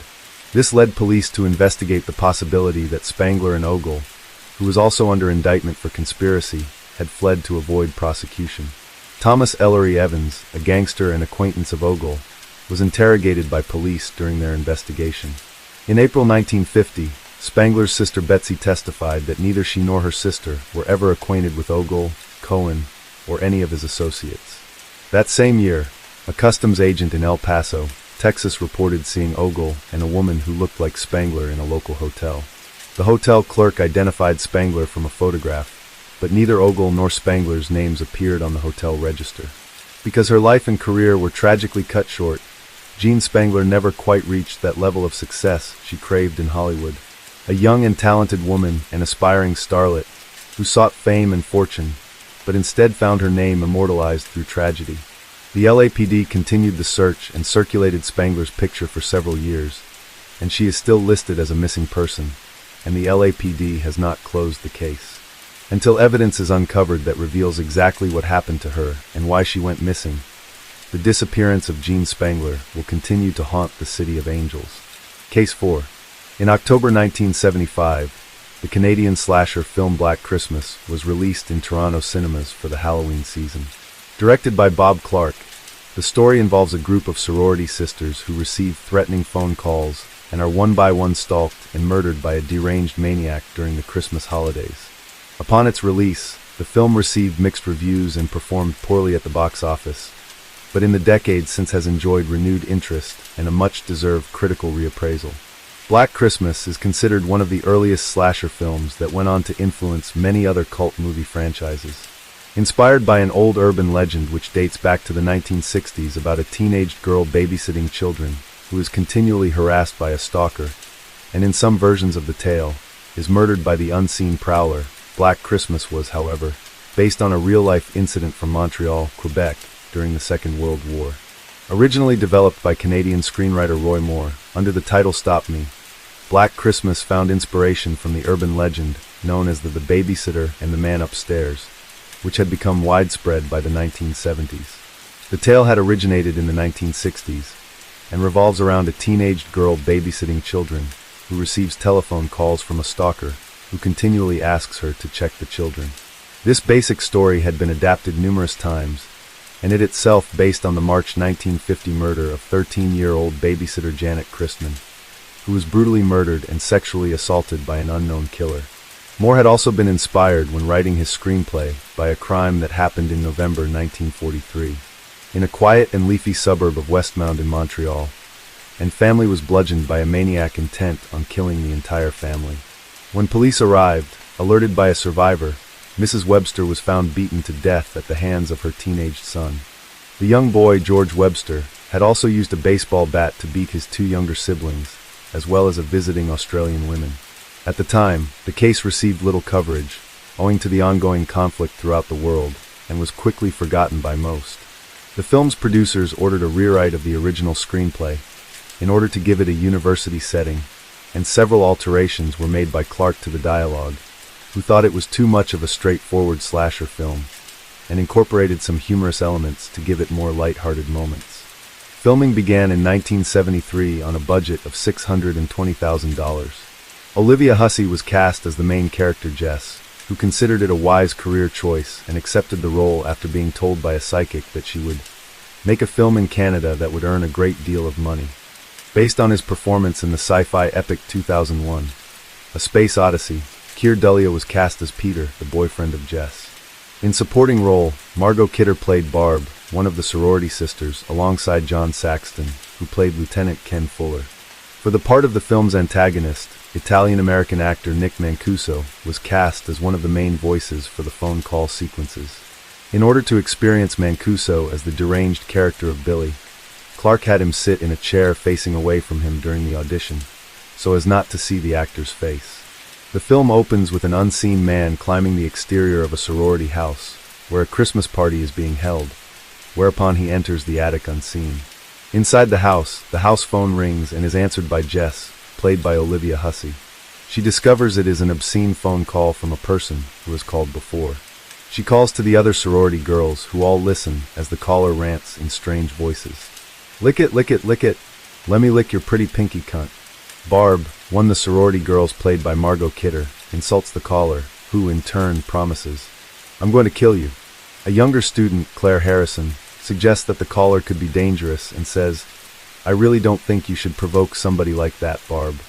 Claire then replies, oh listen, this guy is minor league. In the city, I get 2 of those a day. Claire then returns to her bedroom, where the intruder suffocates her with a plastic dress bag and moves her body to the attic. When the telephone rings again, it is Peter, the boyfriend of Jess, and the two agree to talk in person the following day. The following morning, Mr. Harrison, played by James Edmund, arrives at the Pi Kappa Sigma sorority house to pick up his daughter, but she fails to show. He talks with Mrs. McHenry, the house mother, who tells him Claire is most likely at the fraternity common room, and he agrees to drive her there. Jess meets with Peter and explains that she is pregnant but planning to get an abortion. This angers Peter, and they agree to discuss it later. Later that evening, the telephone rings once more, answered again by Jess. The caller shouts out the name Billy, and then talks in different voices while referring to Agnes and Billy. Jess hangs up abruptly. The next day, Mr. Harrison and 2 of the sorority sisters are in town attempting to report Claire as missing, but the desk sergeant doesn't take the report seriously. Jess talks with Chris Hayden, who says he hasn't seen Claire since the previous night. At the police station, Chris and Jess learn that a young local girl has also vanished while walking home from school. Back at the sorority house, after telling a drunken and argumentative Barb to go to bed, Mr. Harrison, Chris, Jess, and Phil go outside to help search for the missing girl. The police have organized a search of the park for the 2 missing girls, comprising of several dozen locals under the direction of Lieutenant Ken Fuller, played by John Saxon. Meanwhile, the house mother, Mrs. McHenry, enters the attic in search of Claude the cat and discovers Claire's body. The killer, hidden from view, throws a crane hook into her face, hanging and killing her, before manically trashing the attic in a rage. In the park, members of the search party find the missing girl's disfigured body. Back at the sorority house, Jess answers another obscene phone call, with the caller wailing and whimpering, "Please stop me," and screams the name Billy again. "I know what you did, Billy, filthy Billy." She tries to find the house mother, without success, and calls to file a report with the police, only for Peter to surprise her by jumping out from behind, emerging from upstairs. She tells him that a young girl was found murdered in the park, and that Claire is still missing. He tells her he is quitting and leaving, and attempts to persuade her into marriage, but she refuses and reaffirms her decision to have an abortion. He threatens that she will be sorry if she goes ahead with the abortion. As Peter leaves angrily, Lieutenant Fuller arrives with a telephone lineman to bug the phone. Fuller requests to see Claire's room, where he asks them questions about Claire's boyfriend Chris Hayden, and if she had any emotional problems. The police leave a marked police car outside the sorority house. After Fuller leaves, the deranged killer talks incoherently to Claire's corpse in the attic. Jess goes to help Barb after she wakes screaming after having a nightmare and suffers an asthma attack. While carol singers are outside, the killer moves to Barb's bedroom and their murders, stabbing her to death with a glass figurine. Jess experiences another unnerving phone call, in which the caller restates part of the argument she previously had with Peter. Lieutenant Fuller calls her to say the attempt to trace the call failed, and asks her about her boyfriend Peter. When talking to Phil, Jess worries that Peter could be responsible, but refuses to believe it. The killer calls again, this time pretending to be Peter, but the call is too short to be traced. Lieutenant Fuller asks Jess about the abortion, and theorizes that Peter could be the prank caller. Phil goes to her room, and is the next to be murdered. Jess gets another phone call, in which the killer alludes to some sort of transgression between 2 children named Agnes and Billy. This time the call is long enough to be traced, and Lieutenant Fuller attempts to contact the officer outside the sorority house, but he has been murdered. Sergeant Nash then instructs Jess to leave the house immediately, as the calls are coming from within the house. Concerned for the welfare of Barb and Phil, she ventures upstairs, where she discovers their bodies. Jess sees the killer for the first time, as he peers through the crack in the doorway, in one of the most iconic scenes of the movie. The killer then pursues her, but she manages to fight him off. Jess runs to the cellar and locks herself in, only for Peter to appear outside one of the windows. He smashes the window, enters the basement, and approaches Jess. The police arrive and hear Jess screaming, then discover her barely conscious in the basement with Peter's bloody body next to her. Believing that Peter was the killer, they put Jess to bed in her room and leave her alone in the house, with a policeman standing guard outside. Reports arrive, and Lieutenant Fuller refuses to give any details of what went on at the sorority house. Mr. Harrison faints from shock and is taken to the hospital by police. As the sound of sirens disappear in the distance, the killer's voice is heard from the attic, implying that he is still alive. The still undiscovered bodies of Claire and Mrs. McHenry are seen through the attic window before the house's telephone begins to ring, leaving both Jess' fate ambiguous and the identity of the killer a mystery. The film debuted in October 1974 in Toronto, Canada. In the United States, the film originally screened in July 1975 in Virginia under the title Silent Night, Evil Night, which had been initially changed by the film's distributor Warner Bros., thinking it would mislead audiences into believing the film was a blaxploitation movie. The film later screened in October 1975 in New York and Chicago, as well as several theaters in Los Angeles. Owing to poor takings, the film was pulled from cinemas in December 1975. Although it opened to mixed reviews, the film eventually earned around $4.1 million internationally. Upon its release, the movie garnered some negative reviews that focused on the story, with one review calling it slow-paced, while another referred to it as a routine shocker.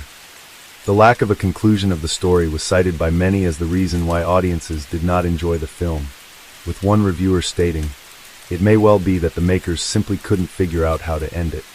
The film's writers have since explained that they never intended for the killer's identity to be revealed, and intentionally omitted it in an effort to make him more frightening.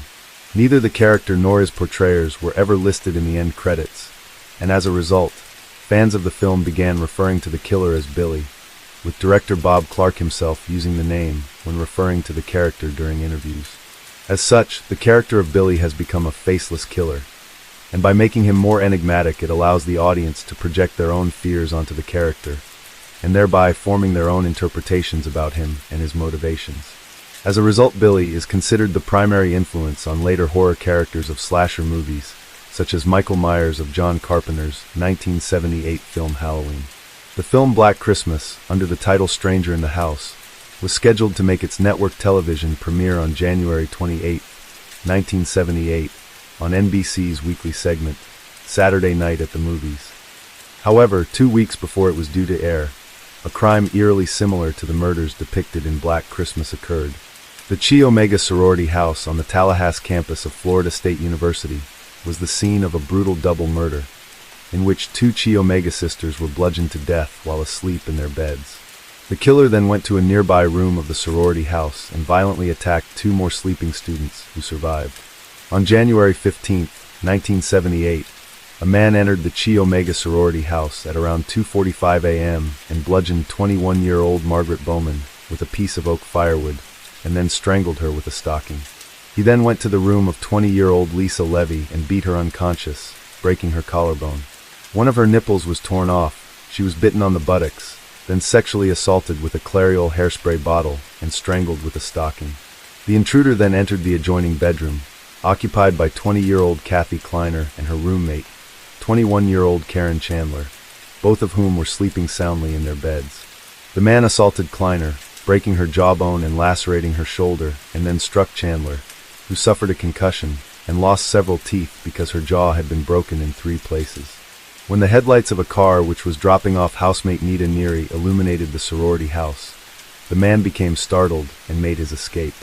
The attacks had been overheard by several of the other girls in the house, who alerted the dorm mother and notified the police that an intruder was inside the residence.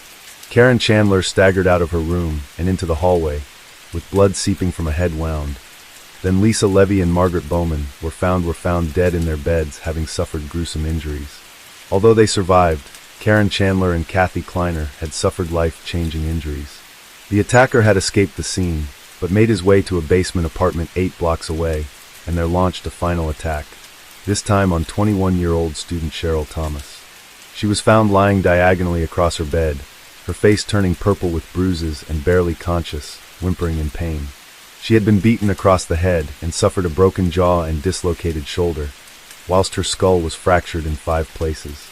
Next to her body, police found a semen stain and a pantyhose mask which contained 2 hairs.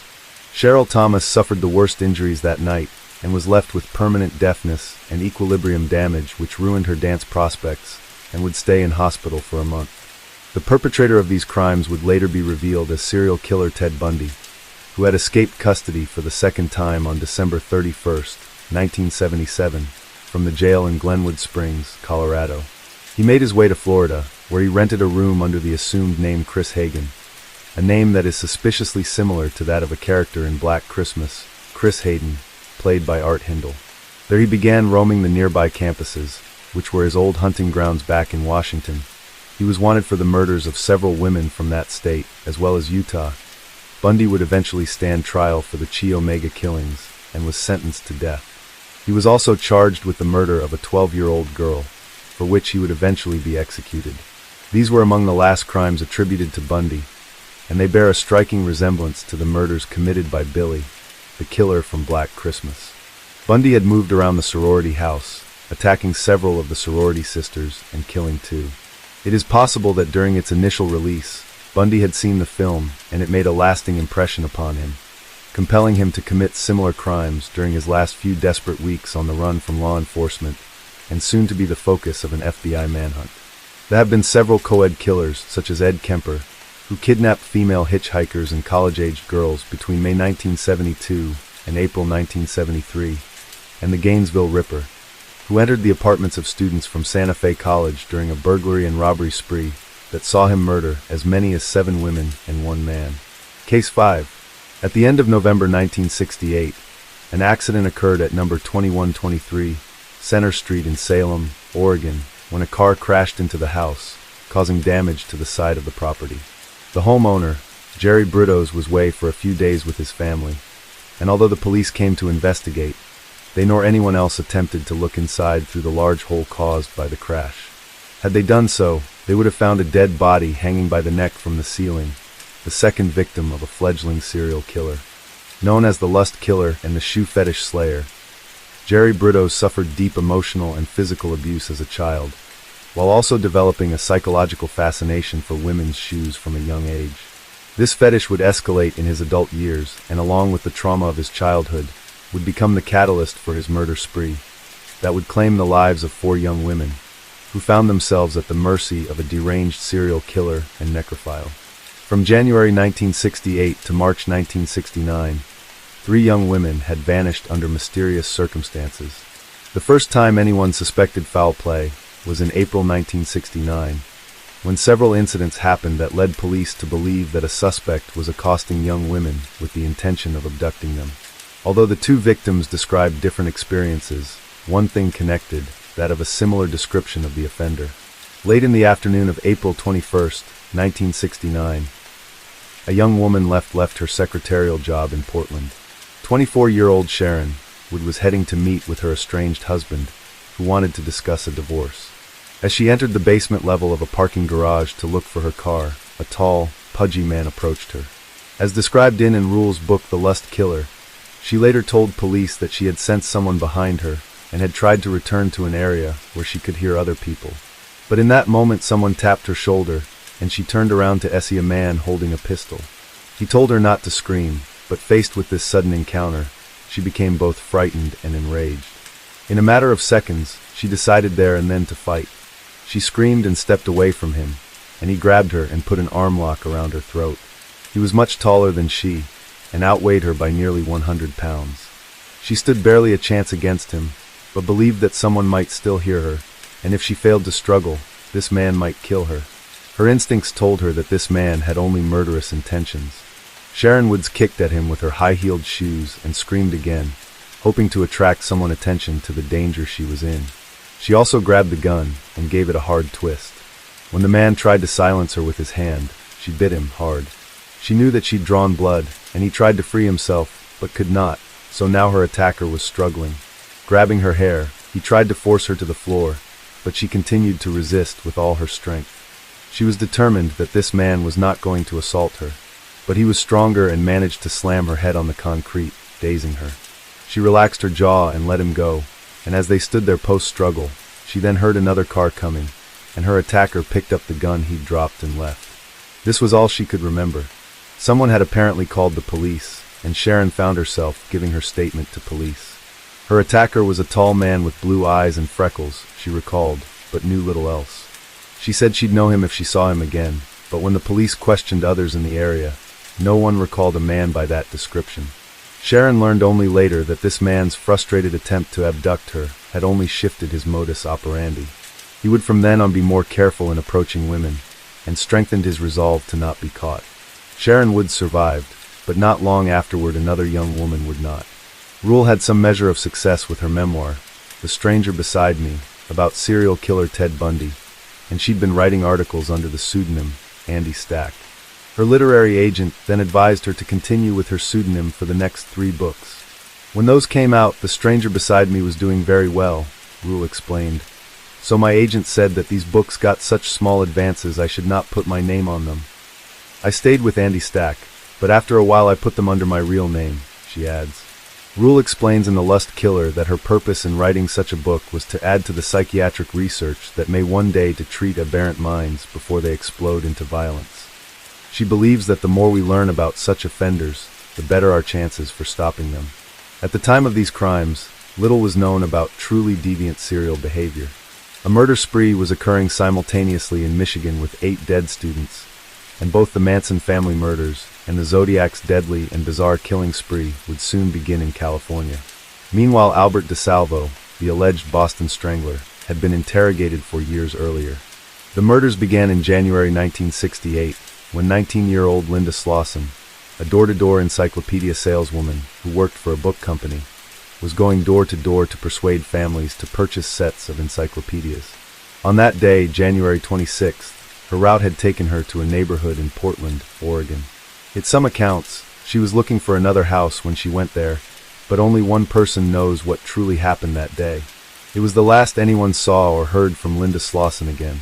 The book company that employed her had no record of where she had been that day, so the many desperate requests to police from Slauson's family came to nothing.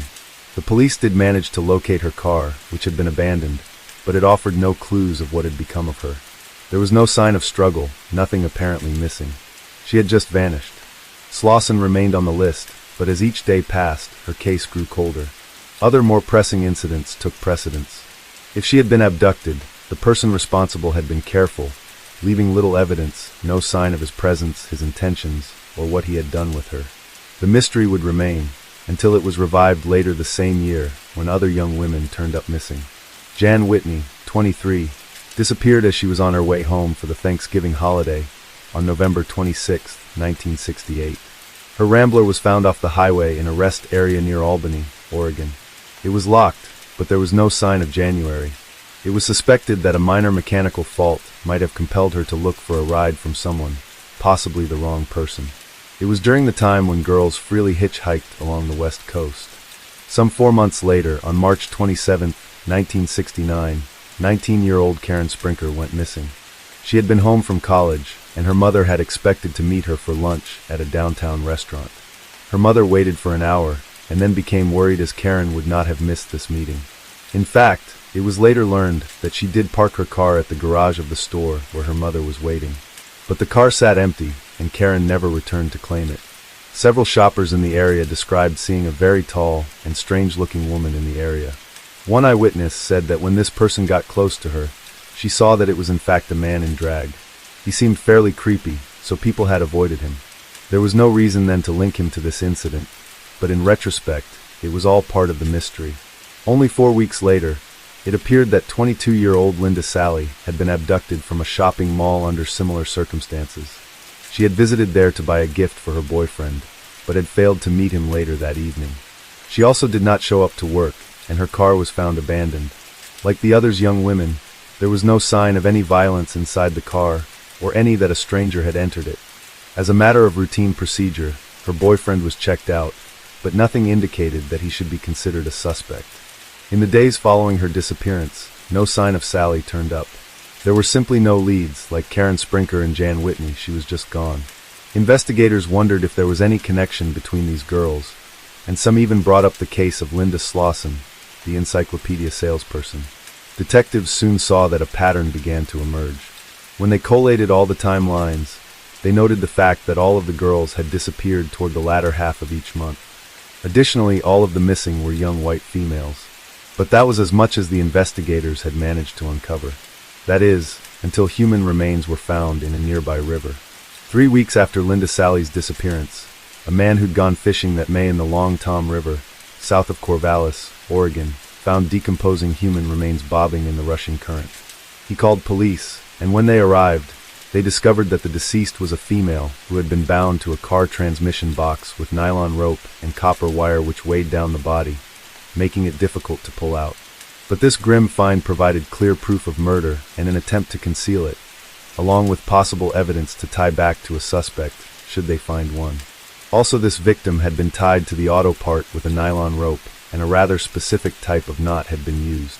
Police cut the cord carefully so they could preserve the knot, just in case they had reason to use it as probable cause for a warrant or later in court.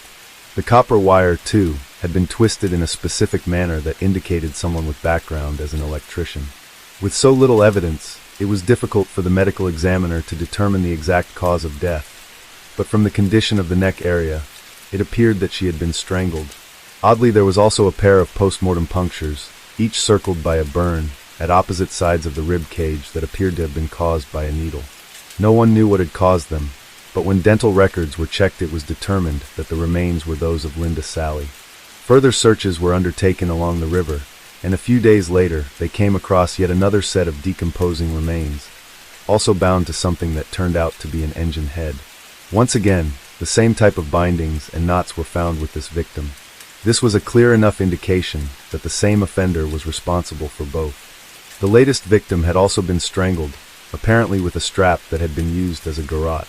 The clothing still on her body matched those Karen Sprinker's mother had described her wearing the day she went missing. But once the body was lifted, it was found she was also clothed in a long-line black brassiere that appeared much too large to be hers. This anomaly had been confirmed by her mother. Stranger still, it had been padded with brown paper towels.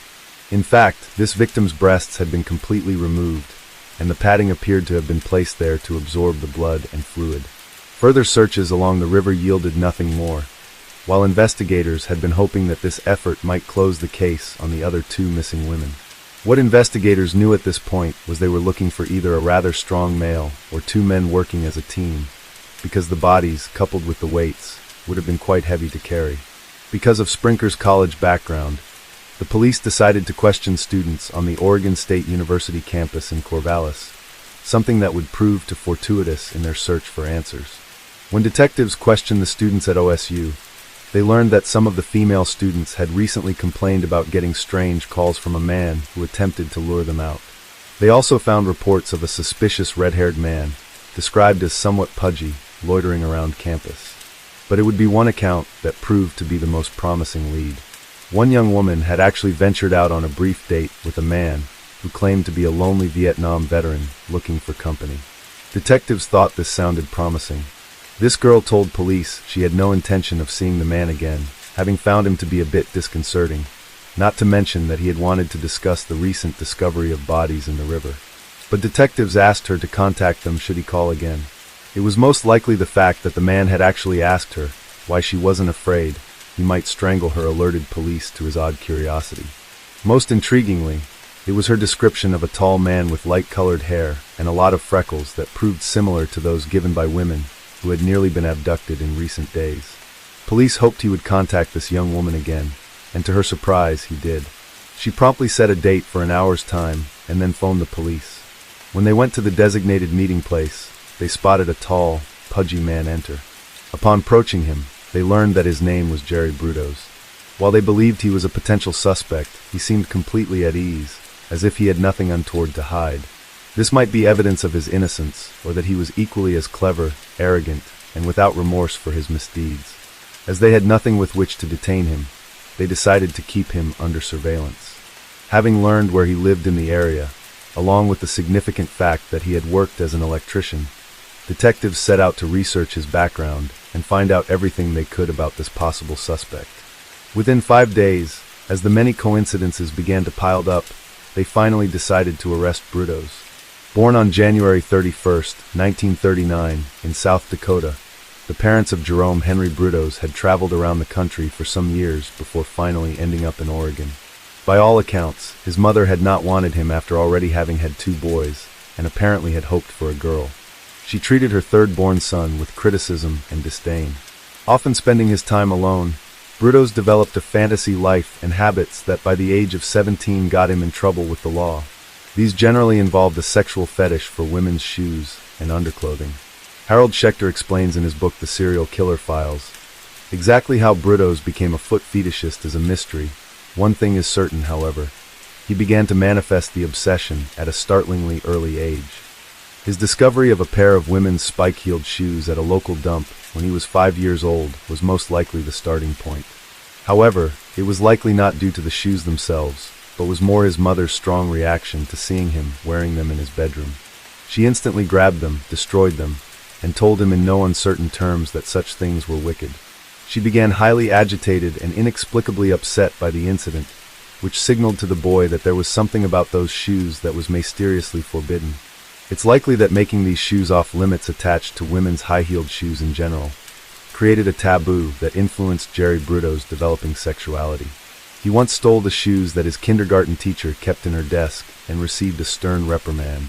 Most authors agree that as Brudos matured, his developing shoe fetish increasingly provided sexual arousal, something the psychologists who later analyzed him tended to agree with. He continued to collect shoes in secret, hiding them from his mother's disapproval, and eventually adding to that stash an assorted collection of women's underwear, which he had stolen during clandestine raids into nearby houses. When touching female underwear, he gained some sense of comfort and the feeling of arousal.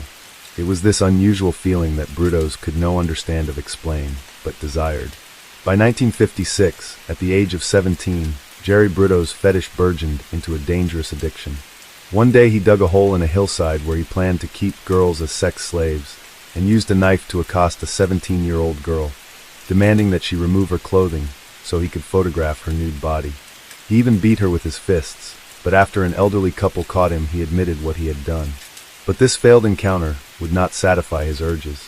Even spending 9 months for it on the psychiatric ward of Oregon State Hospital didn't deter the schoolboy kidnapper.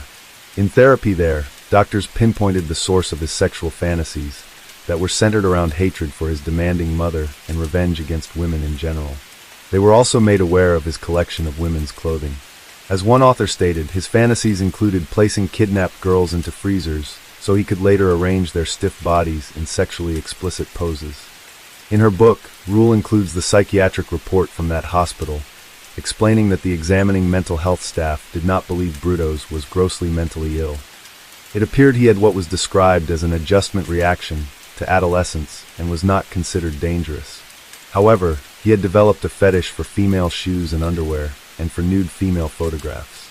For his age, he seemed immature and unable to deal normally with his developing sexuality. But that did not explain his readily accepted use of violence. As Rule explained, the doctors believed that he simply had to grow up.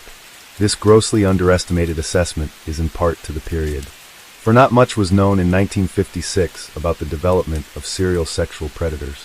An older Brudos went into the military, but was discharged early because of his strange delusions, described as sexual obsessions by others. A civilian again, he became an electronics technician, something for which he possessed an aptitude. In 1961, at the age 22, he met Ralphine, a shy 17-year-old girl, referred to as Darcy by Rule. In an attempt to please him, she went along with whatever Brudos wanted, including staying naked in the house, staying out of his workshop, and avoiding the attic. They had 2 children together, and eventually Ralphine declined to have sex any longer. Although she could sense unusual ways in his character, she seemed not to notice when Brudos stole out during the night to invade other people's homes to satisfy his underwear fetish. One time, he even walked up to her dressed in women's underwear, to which she was reportedly shocked, and he seemed hurt by her inability to understand. He had hoped he found a woman who would be compliant to his will and accept his fetishes, everything, but she had disappointed him. So he returned to his secret world in his workshop. The couple said nothing more to each other about what happened, but other discoveries made her uneasy. On another occasion, she discovered a paperweight in the house shaped like a woman's breast. That really unnerved her, but Jerry Brudos had a ready explanation. Not knowing what else to do, she accepted it and forgot the incident, just like she did when she caught him developing photographs of nude women. It's unlikely that Ralphine Bruttos would have been able to comprehend the nature of her husband's aberrant obsession. In his book, The Serial Killer Files, Harold Schechter discusses this deviance, or paraphilia, at length. He makes mention of several horror films which depict men who dress in women's clothing as psychotic knife-wielding slashers, who hate and want to kill women. Examples of this are the movies Psycho and Dressed to Kill. However, transvestites are generally nonviolent. Schechter describes their penchant for women's clothing or undergarments, explaining that it does not turn these men into rapists or killers, but is often accompanied by feelings of shame. If they take up violence, their fetish may become part of the crimes they commit, but the desire for women's clothing is merely an expression of their particular erotic desires. He states that becoming violent is the manifestation of a different drive. Just as Jerry Bruttos would go on to claim, several mass murderers and serial killers assert that as children they were forced to dress as girls, but unlike him, most did not become transvestites, while others became cross-dressers without any influence from their parents. Bruttos can be identified as cross-dressing, with a female fantasy in the form of an escape mechanism, and without the desire to change gender identity. The attraction for Bruttos was the desire to wear shoes and underwear, and as he grew bolder in acquiring and wearing these items, he took advantage of his ability to sneak undetected into women's bedrooms and there to overpower one sleeping woman and rape her. The victim reported it to the police, but no one traced it to Bruttos. In January 1968, at the age of 28, Bruttos answered the door to Linda Slauson. It was his first murder, and it was only after he described to police what he had done that day did the full extent of his sick and perverted fantasies come to light. Detectives Jim Stovall and Gene Doherty were put in charge of the investigation, and when Bruttos cropped up as a potential suspect, they attempted to link the murders to him by cross-referencing his known activities against their timeline of the missing women. As described by Rule, in January 1968, Jerry Bruttos had lived in the same neighborhood worked by the young encyclopedia salesgirl, the missing Linda Slauson. Bruttos had indicated that he had moved to Salem in August or September 1968 and had gone to work in Lebanon, Oregon, hard by the 1-5 freeway where Jan Whitney had vanished in November. His current job was in Halsey, only 6 miles from the body sites in the Long Tom. She adds, and of course, when Karen Sprinker had disappeared from Meyer and Frank on March 27th, Bruttos had lived only blocks away. During questioning, Bruttos had referred vaguely to problems, without going into details, and appeared to have a lot of nylon rope in his workshop. The officers who met him later expressed to having a bad feeling about him, but that was not sufficient grounds for a warrant to search his home. It was also believed that he did not look strong enough to have carried the bodies with their respective weights, and did not drive a sports car, as described by the teenage girl who was accosted by the freckle-faced man. However, he did admit borrowing one. Most alarmingly, some rope tied into a knot in his workshop appeared to be similar to the knots used on the bodies. He allowed detectives to take a sample, but then called an attorney, Dale Drake, and asked him to find out why the police seemed so interested in him and the items in his workshop. Drake agreed to represent him should the need arise. Meanwhile, detectives secured a warrant to search Bruttos' vehicle, but found that the interior had been thoroughly cleaned. Suspicious as this was, it was not damning, and Bruttos once again had a ready explanation. But his aptitude for alibis run out when the adolescent girl picked him out of a photo spread as the man who recently had attempted to force her into a car. It was sufficient cause for police to arrest him, along with a weapons charge after a gun was found in his car. Investigators had hoped for a stronger case, but they had some concern that should Bruttos learn the full extent of their suspicions, he might panic and flee. One day when he and Ralphine drove to Portland, the cops moved in. After his arrest that day, May 30th, 1969, he agreed to submit to an interrogation. During the routine search, he was found to be wearing women's panties. In a series of stops and false starts, and despite his attorney warning him against talking, Bruttos offered a startlingly frank confession and invited detectives into his secret world. Less than a decade earlier, in 1960, Alfred Hitchcock's Psycho was released. The film was loosely based on the horrific story of Ed Gein, and showed the demented, mother-dominated nerd Norman Bates, played by Anthony Perkins, who could present a personable front as a hotel proprietor, while harboring a compulsion to fatally stab a female guest who aroused him. Gein had been told that any woman other than his mother was impure. Bates was, in effect, killing an unacceptable part of himself. When revealed that his mother had passed away, murdered by Norman himself, who dressed as her to commit murder. His condition of multiple personality disorder shocked the nation, especially with the added twist of its creepy cross-gendered manifestation. Now sitting before them, police were about to see something like the real thing, only without the excuse of mental illness. Unexpectedly, as Bruttos admitted to his crimes and provided details, it became evident to detectives that he thoroughly relished describing his fetish for shoes and undergarments. As he described these things at length, he grew more excited, somehow hoping that he could convince his interrogators of the joys of indulging in such desires, but they just listened intently. It was soon evident that from January 1968 to April 1969, Bruttos killed 4 women. Some newspaper reports have indicated there were 5 victims, but a 5th incident was never matched to the MO, and under questioning Bruttos denied knowing the victim. He also admitted to attacking or attempting to kill several more. Most of what is known about his deadly encounters with these victims has come from his confessions, which he gave freely over a period of 3 days. Although Bruttos mourned his fate and felt badly for his wife and kids, the detectives who interrogated him noted his complete absence of guilt or remorse, and noted the fact that he never lost his appetite, despite giving vivid and grotesque descriptions of his crimes.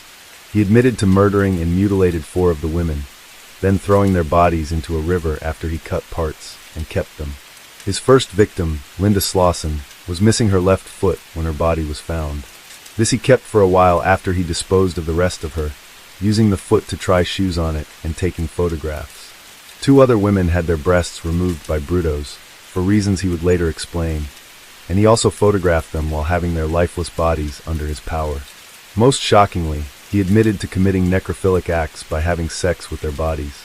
He told how Linda Slauson, who had naively followed him to the workshop out the back of the house to pitch her encyclopedias, had been hit by him with a 2x4 hard enough to knock her out. She was then strangled, all while his wife, children and mother lived in the very same house with him. In that moment, he had a dead girl on the floor of his workshop, something he had fantasized about for a long time. He remained calm and collected, speaking with family members and urging them to go out and get some dinner at a fast food place. Unlike most serial killers, Jerry Bruttos' first murder went against every instinct a killer has to get rid of the body and get as far away from the scene of the crime as humanely possible. It is only later, when they become bolder and more comfortable, that they begin to do more with corpses, if that is part of their fetish. For Jerry Bruttos, that was an important part, yet with his first experience, he was more than happy with this circumstance. Straight away, with the corpse of dead girl in his workshop, he started thinking about what he could do with her, now that he had the real thing rather than just his obsessive fantasies. He had spent a considerable amount of time, years in fact, with his own private images. These had by now become clearly defined and sophisticated that when he gained the opportunity to spend actual time with a victim, he could then live out the things he had only dreamed about before. He described for the officers interrogating him how when she arrived at his home, he was in the yard. At once he began to lie to her in order to get her to come inside. Hoping to make a sale, she did so readily. Although he sent his wife and kids out to eat, a friend came over unexpectedly, and Bruttos had to spend some time getting rid of him.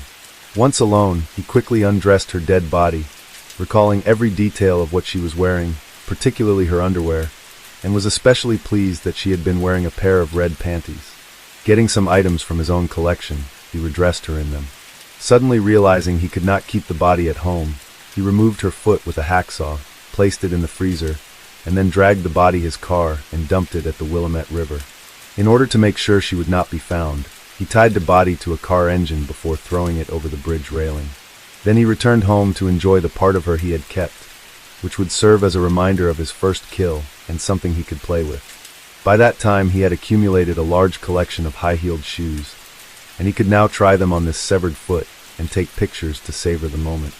He did this for as long as he could, but when the foot started to deteriorate, he tied it to a weight and threw it into the same river. He also recalled odd little details for police, such as that Slauson had a class ring on her finger. Detectives were shocked at the callous and matter-of-fact attitude Jerry Bruttos expressed in recounting his first crime, along with the way he grew more arrogant as he described these gruesome details. It seemed as if he thought of these women as objects, who existed purely for his warped pleasure. He cared little for whatever lives they had lived, or would have gone on to lead had they not run into him. He only cared for his own pleasure. But that pleasure was short-lived, and before long he required a new fresh plaything in order to experience that again. When he realized that no one had stumbled upon the remains, and that police were not knocking on his door in the pursuit of Linda Slauson's killer, he went looking for another victim. With the realization that they might not find her body so long after her murder, detectives pressed for details about Jan Whitney. By that time, she had been missing for 6 months, and police theorized that her killer had come across her car while broken down. This proved correct, as Britos described how he happened upon her, in the company of 2 men, who looked like hippies, he said. He stopped anyways, not wishing to pass up such an opportunity. Jan had given the men a ride, but when it broke down, they failed to help her fix it. And so Britos gave them all a ride, dropping the men off, before taking Jan to his home. He went inside and told his wife he was going to go fix her car for her, telling her to wait for him, to which she complied. When he returned, he got into the car behind her, told her to close her eyes, and began playing mind games. Again, she complied, and he placed a strap over her head and around her neck to keep her from moving, then strangled her. Once dead, he had sex in the car with the body, then took her to his workshop. There he dressed her in some of his clothes and took pictures to remind him of this moment, and also sexually violated the body several more times. After that, he tied her up and raised her body into the air via a hook and pulley system he had fixed in the ceiling. Although someone could have discovered her at any moment, he left her hanging there for several days. She was only his second victim, and already he felt untouchable. It was during the several days away with family that a car crashed into the Britos' home, leaving a gaping hole wide enough to view what was inside. But no one looked, not even police who came to investigate. That was close, Britos told the detectives, relieved his murder spree was not brought to an abrupt end there and then. After removing the body, which by that time would have begun to decompose, he invited the officers come to inspect the accident damage. They apparently smelled nothing. However, Britos had wrapped the corpse in a plastic sheet in another building in the yard. He described how he tried something different with this victim, taking her right breasts rather than a foot this time. I was going to make a plastic mold of it, he said in the interview, and then I could make paperweights. But he did something wrong, and so it didn't turn out the way he wanted. As with Slauson, he weighted Whitney's body down by tying it to a heavy part and threw it into the Willamette River. Oddly, he refused to give a specific location, but was telling the police so much yet holding back key details, perhaps assuming that if he kept certain things secret it would hinder their attempts at prosecuting him.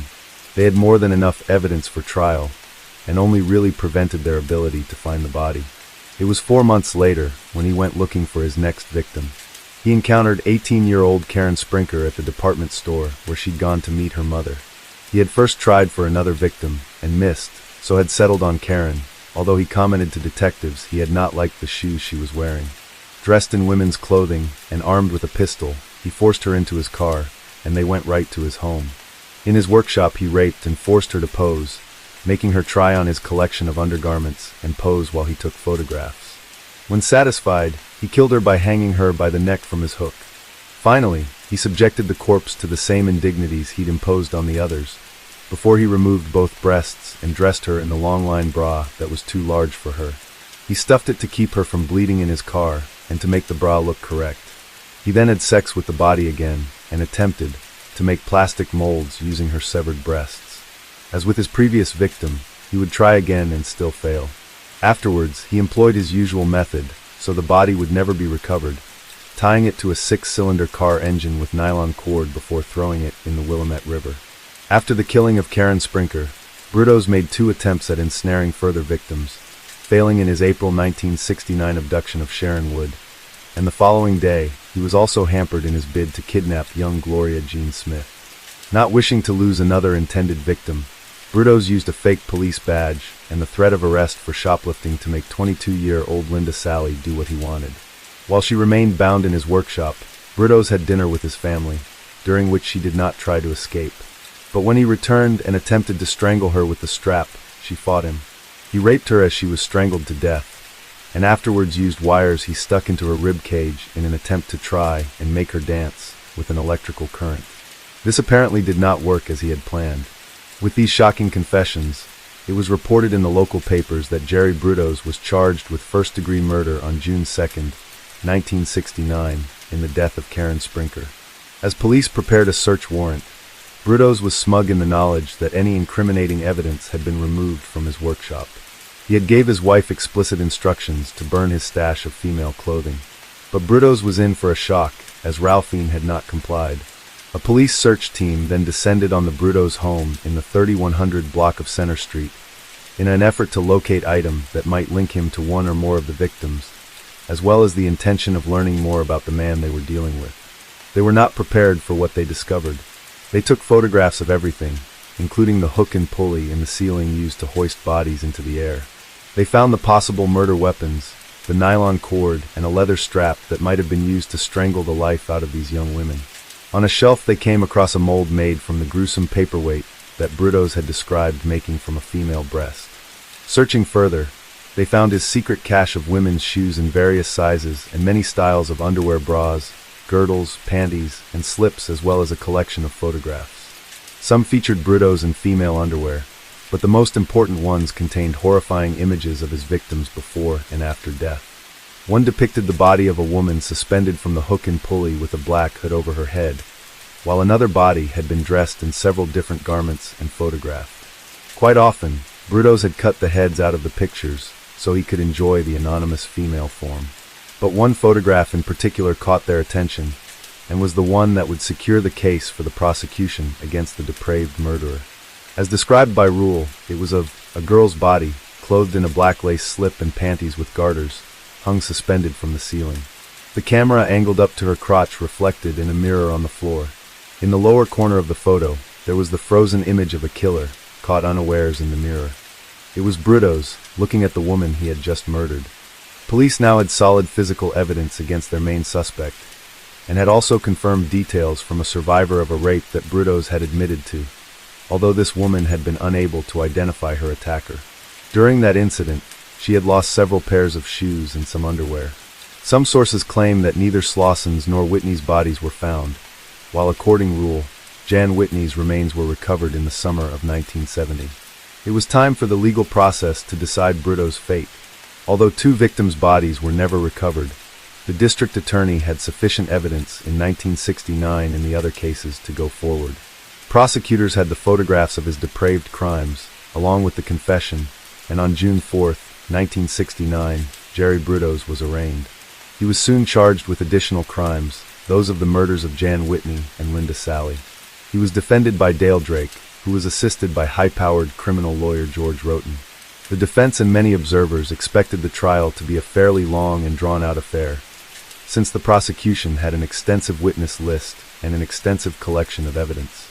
In response, the defense attorneys formulated a strategy based on a mental illness, since knew they could not get around Brudos' actual guilt. Brudos pleaded not guilty, and quite reluctantly, because he believed himself a genius, as not guilty by reason of insanity. This would mean that he would be processed through mental health assessments from both sides. It was during these meetings with psychiatrists that he attempted with crying and tears to convince them that he was merely the victim of an abusive mother, but most saw through this act and realized he just felt sorry for himself. He recounted an accident he suffered in 1967, when while repairing a device he had contacted a live wire, which had knocked him off his feet. Although he survived, he suffered afterward from severe headaches.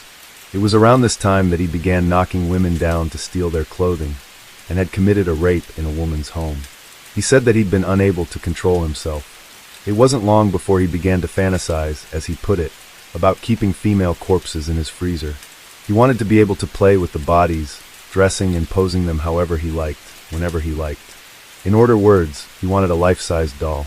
It was after his first murder that he had purchased a large freezer, and then had the means to enact his fantasy, while being prepared if such an opportunity arose again. Jerry Brudos was a man who clearly liked being in control, and he insisted that if he were treated in a hospital for his paraphilia, he would get better, and stated his determination to get out of prison and raise his own children. He was oblivious to the seriousness of the situation he now found himself in, but appeared neither confused or disoriented. Revealing no sense of remorse, he maintained an arrogant attitude towards his crimes. He would be assessed by no less than 7 psychiatrists, who indicated that while he had a personality disorder, he nevertheless was aware of what he was doing was wrong.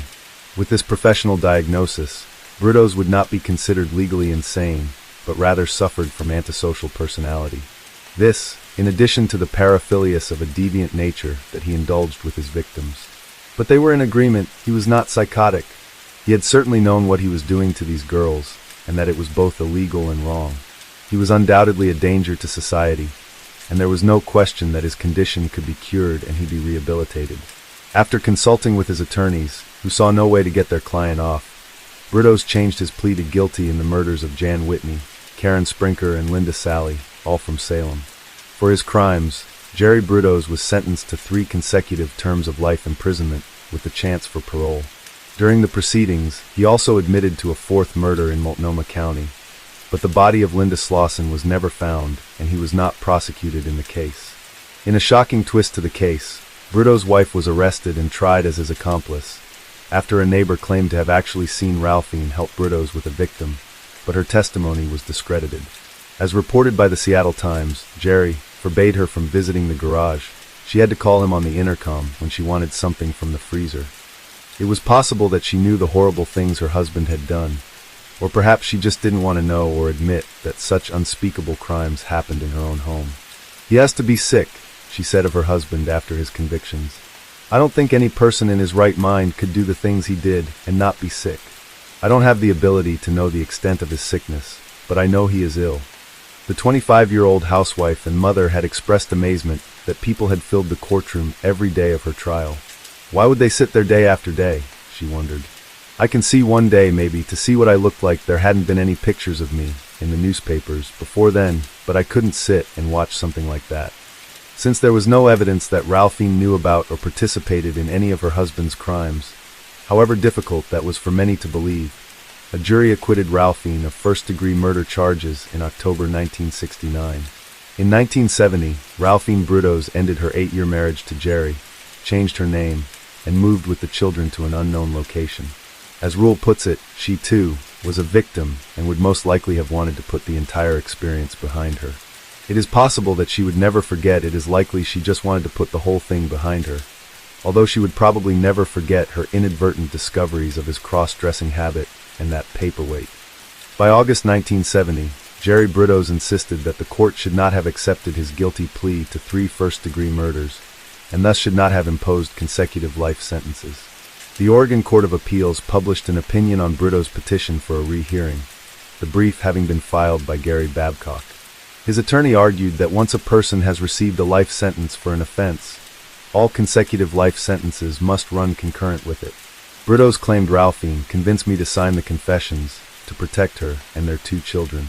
The response from the court explained that they could not consider the defendant's first claim of error on direct appeal, and the defendant instead had to present his grounds for setting aside his pleas of guilty within the appropriate legislative framework. In a nutshell, his appeal was denied, as were any and all subsequent appeals, including the one in which he claimed he'd suffered from hypoglycemia when offering his guilty plea. Having been in prison longer than any other inmate in Oregon, Brudos periodically comes up for parole, something that results in a flurry of protesting letters from Oregon residents to the parole board to prevent him from gaining his freedom. Brudos makes his plea, insisting that he's no longer a threat to society, and even goes so far as to claim he did not commit the murders. In his many appeals to the board, he tried to mitigate his crimes by blaming his mother's abuse and neglect, and mentioned having blackouts during his crime spree, indicating that at the time the world had seemed increasingly less real to him. In 1995, the parole board voted to keep him in prison for life. However, Brudos still came up for it every 2 years, in a misguided view that one day he will be free. Yet he has shown no remorse.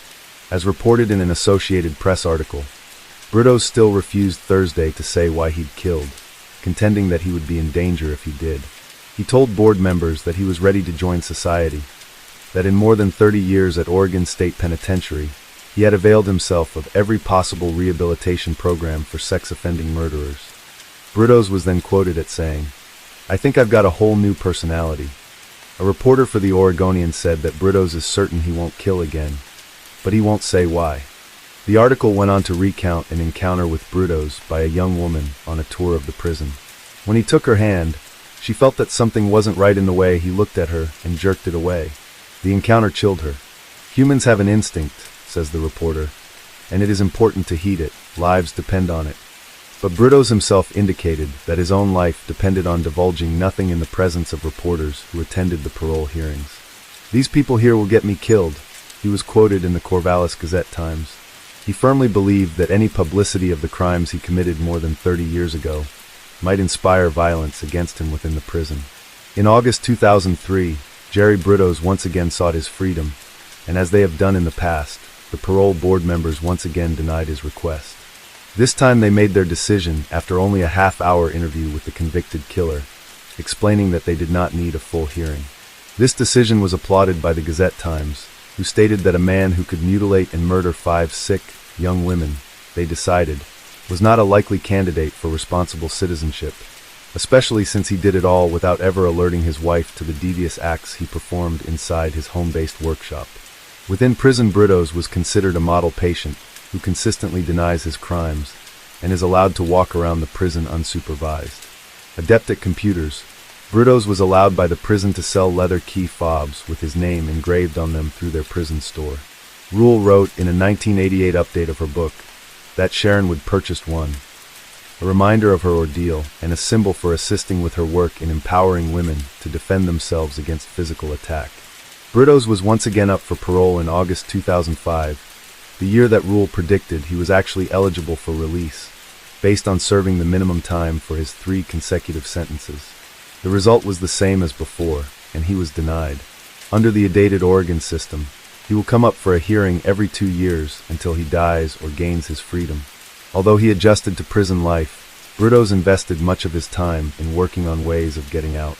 On March 28, 2006, it was reported in Salem, Oregon Statesman Journal, the 67-year-old Jerome Jerry Brudos had passed away from natural causes. By serving almost 37 years, he was the longest incarcerated inmate at Oregon State Penitentiary. At the time of Brudos' mid-1969 guilty plea to the strangulation murders of 3 young women, for which he was convicted and imprisoned, and Rule predicted that he would be in prison for about 36 years. It is understood that his time in prison was uneventful, with Brudos apparently a model prisoner. Brudos, who was noted as a computer expert in prison, always held out hope for release, and went before the parole board at regular intervals and insisted he was no longer a danger to society. His release was always denied, however, because he never expressed remorse for his crimes, blaming his lethal act on his mother's abuse. At times, he even recanted his confessions and said he was not guilty, but also admitted that killing had relieved stress. Despite always being denied parole, over the years he received privileges in the prison, including unsupervised mobility. Some reports indicate that he had been treated for colon cancer, and during the week before his death was admitted to the prison infirmary. Guards found him dead in his bed around 5:10 a.m. on that March morning. Case 6. The grisly realness of street violence is one of the defining features John Singleton's classic film Boys in the Hood. It is a coming-of-age story depicting black youths trying to navigate life in inner-city gangland. It is one of the defining films which captures gang life in 90s Los Angeles. Even today, the film serves as a harrowing reminder of how gang criminality and violence can suddenly and cruelly sweep up even the most promising youth and destroy lives. Yet even after viewing the film, few could imagine how closely life would imitate art for 2 young men, the Avery brothers Ch and Lloyd too, both of who worked on the film. The eldest of the 2 Avery brothers was Ch Avery. His early life would draw eerie parallels to the protagonist of Boys in the Hood, Trey Styles. Similar to the film's depiction of Trey Styles, Ch Avery was a model student with a bright future and seemingly limitless potential. Yet despite his family's best efforts to protect him from street life, Ch would willingly take a dark turn towards gang affiliation. He eventually found himself trapped in the world of gangland crime and mayhem. Ch's embrace of the gangster lifestyle was brought on, in large part, by the company he surrounded himself with and the choices he willingly made. Born on October 7, 1971, in Los Angeles, California, Ch Avery was raised by loving parents Lloyd Sr. and Linda Avery. Ch was the middle child of 5 siblings. His parents had struggled greatly to work themselves out of near poverty in their early lives. Ch's father Lloyd Sr. had built himself his own repair business, and his mother Linda fought her way through discriminatory hiring practices to become a senior accounting clerk at their local bank. The Averys' focus was to have their children succeed and to provide better opportunities than they had growing up on the streets, free from the ballasts of street and gang influences. In this effort, the Averys spent a lot of time with all their children and stressed Christian values and good behavior. They demanded academic excellence from each of their children. Wholesome outlets, such as family outings to go fishing or hunting, served as a brief escape from inner-city life. During the week, the Avery children were given extracurricular lessons in swimming, gymnastics, and Little League baseball. The Averys even had a pool installed outside their home, all in an effort to keep their children off the streets. As an adult, Cha would recall, we were silver spoon kids. We never needed for nothing. Cha's upbringing would seem to provide the environment and tools needed to succeed. Yet he would become one of the incredibly unique individuals to turn their back on privileged family life in favor of hardcore gang involvement and crime. Cha had a seemingly ideal childhood in the Los Angeles suburb of Windsor Hills. With its palm tree-lined streets and bungalow houses, Windsor Hills was a firmly middle-class neighborhood. Yet a sinister shadow was just around the corner. As with many inner-city neighborhoods, Windsor Hills bordered the gang-infested divisions of Inglewood and South LA. This proximity to gang life would prove to be Cha and Lloyd Avery Too's undoing. Cha would later say as a defendant in court, the family love was always there. I just felt some kind of attraction to the streets. Cha's downward spiral began at the age of 17 from a seemingly sensible act of parenting. His parents would enroll Cha in a busing program which prevented him from attending Crenshaw High, where he would have been mixed in with the locals of ganglands from Inglewood and South LA. Instead, Cha's parents enrolled him at Beverly Hills High School, a predominantly white school that catered to the more affluent suburbs of Los Angeles. Yet Cha would still have to take the public bus from his house through some of the worst ghettos of LA to reach Beverly Hills High. Rap and its pop status had exploded by the time Cha Avery was 17, and like many youths in inner-city LA, he had developed a taste for wearing Black Raider hats, baggy sweatshirts, and khakis. This style of dress was meant to imitate the rap artists he enjoyed listening to, but was also the perennial uniform of LA gang culture. Cha's parents would normally disapprove of the attire and its connotations, but as Lloyd Sr. said, a friend of mine made his son look, dress, non-gang, and somebody stabbed him on the bus. Somebody sharpened up a screwdriver, put a point on it, and stabbed him, paralyzed him a little while. That taught me something. I told Cha whatever he needed to do to get from point A to point B, you do that. Cha's dress sense made him a standout figure at Beverly Hills High, an honor student with a 3.6 grade point average, but his outward appearances made him look gang-affiliated. Cha would eventually remember, all these little Caucasian kids thought I was the stereotypical gang-banger they've seen on TV. They just idolized it. As Cha began to play up the role, his reputation grew not only at school, but out on the streets as well. Cha began to hang out and party more and more with cliques from his neighboring Inglewood and South LA, many of which had gang affiliations. Despite this, Cha excelled in his studies to such an extent that come graduation time, he was accepted to the prestigious universities of UCLA and UC Berkeley. But Cha began to be intimidated by the idea of attending university and his ability to win a much-needed scholarship and financial backing. As a fallback, Cha instead decided to defer his acceptance to university, to stay close to home, and attend a trade school like his father. It was this decision to stay in his familiar surroundings which would exacerbate Cha Avery's imitation of gang life into the real world. I was living a kind of double life. At home, I was an ideal son. I looked up to my dad. Then, as soon as my father turned his back, I'd be out doing things he couldn't have imagined. Cha's popularity on the street would grow from his willingness to commit random acts of violence and petty crime. His carefully crafted gangster charisma and ability to bring in girls from Beverly Hills to inner-city parties would open further doors to street life. In order to solidify his image, Cha would eventually form his own clique, which he named the DGF, Don't Give a Fuck Crew. As Cha himself explained, even this clique would not be involved in regular gang activities, of actual gang involvement. We don't sell the dope, don't sling the guns in the way a gang does, might steal a few things, might have a few guns, but they mostly have parties, chase girls. But Cha was consciously building his reputation hardened street thug. A schoolmate, Doran Reed, would recall about Cha during this time. Cha once came to a party with Lloyd too and I. This whole other gang is there. All of a sudden, Cha starts throwing rocks at them. The other gang was like, what the fuck is going on? One of them recognizes Cha and was like, Cha, I'll let it go. That whole gang was there, and they didn't fuck with Cha. That's a little insight into how crazy Cha was. Cha's street credit only continued to rise. His success in the creation of DGF would only make the lure of gang life even more appealing for Che. With the same drive he pursued academic excellence, Che deliberately set his sights on membership and status within elite gang circles. This decision led him to his local chapter of the Rollin 60s Crips, a subdivision of the West Side Crips criminal network, one of the most violent gangs in the United States at the time. Che was seduced by the Rollin 60 status, reputation, and the ultra street credit that came with Crips affiliation. The atmosphere, putting yourself in danger, the illegal activities. "I can't explain it," he said. "I just wanted to fit in with them. I wanted to be part of the best." In 1990, Che made inroads with the Rollin 60s, and his sustained involvement put him on a path to full initiation. If you wanted to establish yourself as someone in your hood to be reckoned with, if you wanted to earn your stripes, or even give your neighborhood a name, if you're from a neighborhood and you already have a reputation of being troublemakers or being the toughest, then you have to not only defend your neighborhood, but let's go over here to such and such's neighborhood and put in work without saying too much. Put in work, terrorize them, whatever comes with that. To this day, Che never speaks of his crimes as a prospect for Rollin 60s. Little is known about the specifics of the work Che put in for the Crips gang during this time, but his efforts resulted in his full initiation into his local Rollin 60s chapter, and he earned the name Blood Killer, or BK for short.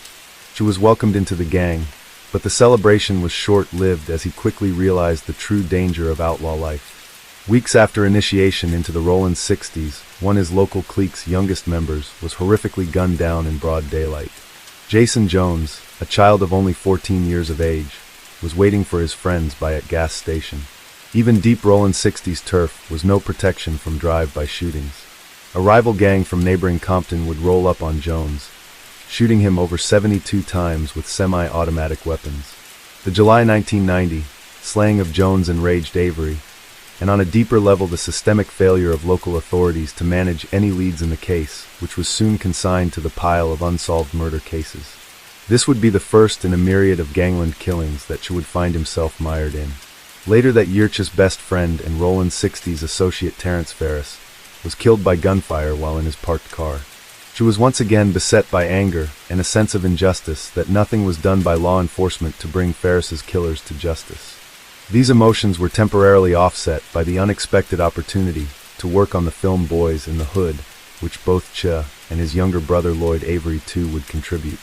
Che's dress sense and knowledge of street culture earned him a place as an unofficial film consultant. This temporary respite from the violent unpredictability of gang life was short-lived. Only a few months after shooting on the film ended, Che's friend and mentor Earl Little Looney Williams was gunned down by a rival clique of Rollin 60s. Intragang rivalries often occur in expansive criminal networks, and the Rollin 60s Crips were no exception to this.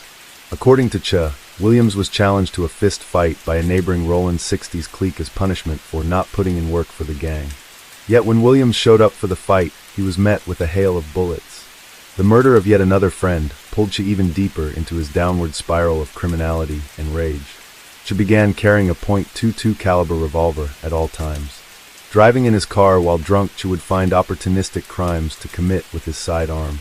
This would soon lead to a full-on crime spree of stick-up robberies, mainly targeting jewelry and jackets. Che would later claim he did these crimes out of a sense of rage and indignity to the system, which allowed public murders of his good friends go unsolved. Che would give away most of his robbery hauls, yet continued his terrorizing string of armed robberies. The money, the material things, didn't give me as much satisfaction as seeing people scared, Che would claim in court. I wanted to see somebody else feel the same pain and frustration that I was feeling. The life of crime would finally catch up with Che in 1991, after a failed robbery led to Avery's arrest. He was quickly identified and linked to 2 earlier criminal incidents. He spent 7 months in jail before pleading guilty on all 9 felony charges of armed robbery. During his sentencing, Court Judge Charles E. Horan struggled to understand how gang life could exert such influence over a teen of such intelligence and promise. Judge Horan would ask how a kid who is not in any real way disadvantaged, a kid who has not been abused, beaten, molested, a kid who has been taken to school by his parents, who's been clothed, fed and loved and taken to church, all of a sudden, at age 19 or 20, decides that the family values or law is of less importance to him than gang values. Avery could offer no explanation except the attraction of street life. His time in holding before the trial, Avery had plenty to consider. How had a young life of such promise and ambition lead here? Despite his decision to pursue a life of gang involvement and crime, still respected his parents most, especially his father. The guilt and remorse he felt was overwhelming.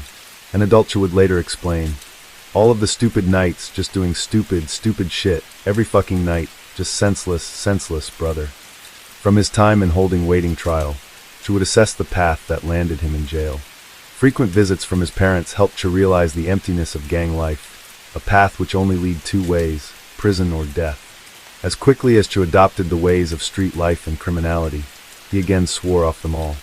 Avery would make an on-the-record denouncement of his own gang culture and asked forgiveness from his parents, who even now supported him in this most difficult moment in his life. Such was the conviction of renouncement of gangs and crime. He fully acknowledged culpability in it all. Would astonish both judge and jury during a sentencing hearing on June 2nd by interrupting the prosecutor during a cross-examination. "I know I was wrong," he shouted tearfully. "I know I have to do time, without a doubt. There's a lot of temptation on the streets. The attraction to the lifestyle is so strong. The peer pressure is so strong. Kids feel like they have something to prove to everyone except the right people." Over the next several years, would be transported to several different prisons within the Californian state penal system. He eventually became a resident in the notorious Chino Prison, California Institution for Men, and was drafted into mandatory prison labor as a forest firefighter, during which he fought wildfires with other Chino inmates. Time in Chino was not an easy one. Violence and gang retribution were a constant threat. Being unaffiliated with a gang while incarcerated was a prospective invitation for robbery, beatings and rape at the hands of his fellow inmates. It was savvy street smarts and intelligence that kept his head above water. A Mexican gang robbed him at knife point, and when a cellmate ratted him out for sharpening shanks, she even spent time in the infamous Chino hole. But despite the hardships of incarceration, she would come to fully change his mindset and his ways. He befriended former members of rival street gangs, and would take up the trade of carpentry and cabinet making. Fully expected to come back to a straight life and back to his family values once related. One thing he had not counted on was his younger brother Lloyd Avery, following him into the downward spiral of gang life, crime and murder. As put it, "When I went to jail, Lloyd was a goody two-shoes. By the time I got out, he already had a case." Only there would be no redemption for his younger brother Lloyd. Lloyd Avery, too, would eventually have multiple cases against him by the time his brother was released from prison.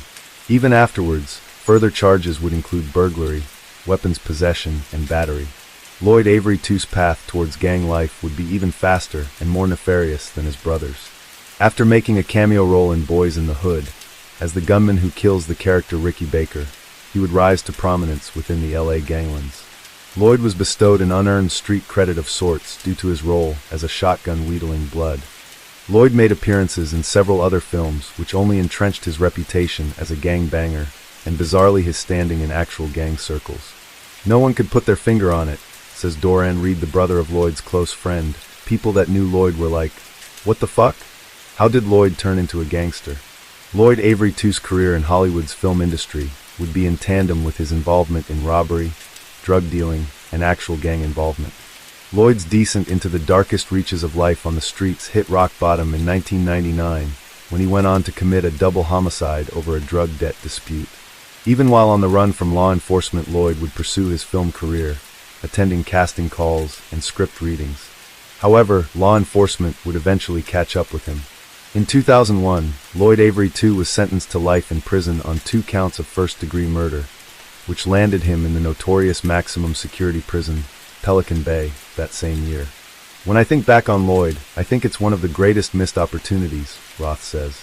"Had he been able to control himself and not commit a double murder, there is no doubt he would have been a big success." Much like his brother Lloyd, too, would go on to try and turn his life around while incarcerated. He, too, renounced gang life and instead took up the Bible. Lloyd, too, would become a born-again Christian in prison, and go even further by preaching the Bible's teachings to other prison inmates. Lloyd, too,'s devoutness earned him the nickname Baby Jesus in Pelican Bay. In a cruel twist of irony, Lloyd's bid at redemption through Christ would be the reason for his gruesome satanic death.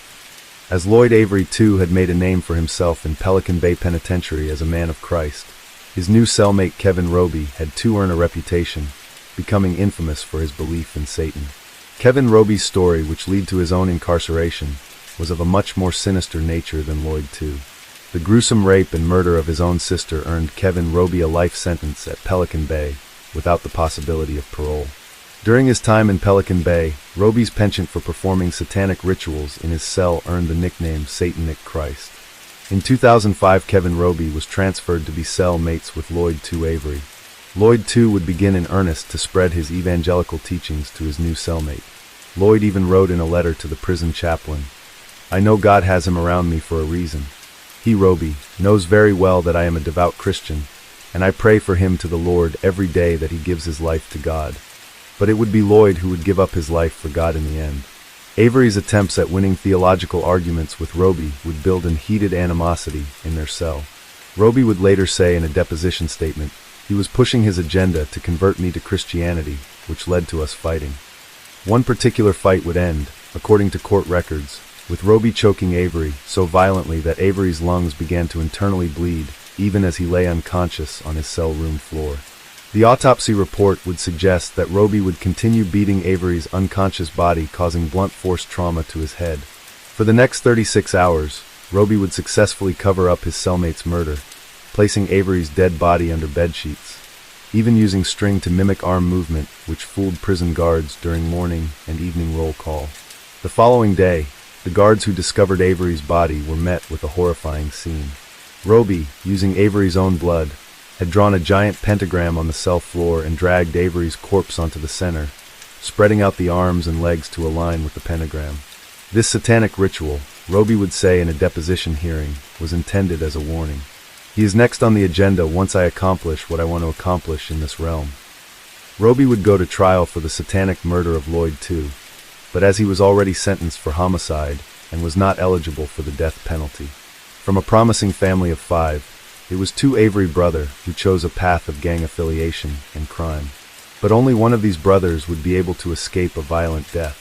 After the murder of his brother Avery would move to Augusta with his own family to once again turn a new page in his life. Even here the shadow of gang life followed him. "There are Crips and Bloods out here," he said, "and they seriously think they're Crips and Bloods and claim streets from LA. There are guys out here from Hoover Crips. There are guys out here from Rollin' 60s, so they say." Despite this, Ch kept his vow to renounce gang life. He has a successful business, while making sure his son, who he named Lloyd after his deceased brother, chooses the right path. Though Ch's life now follows the straight and narrow, he still keeps some mementos from his brother. The Bible Lloyd II used while in Pelican Bay still has his handwriting in the margins of almost each page.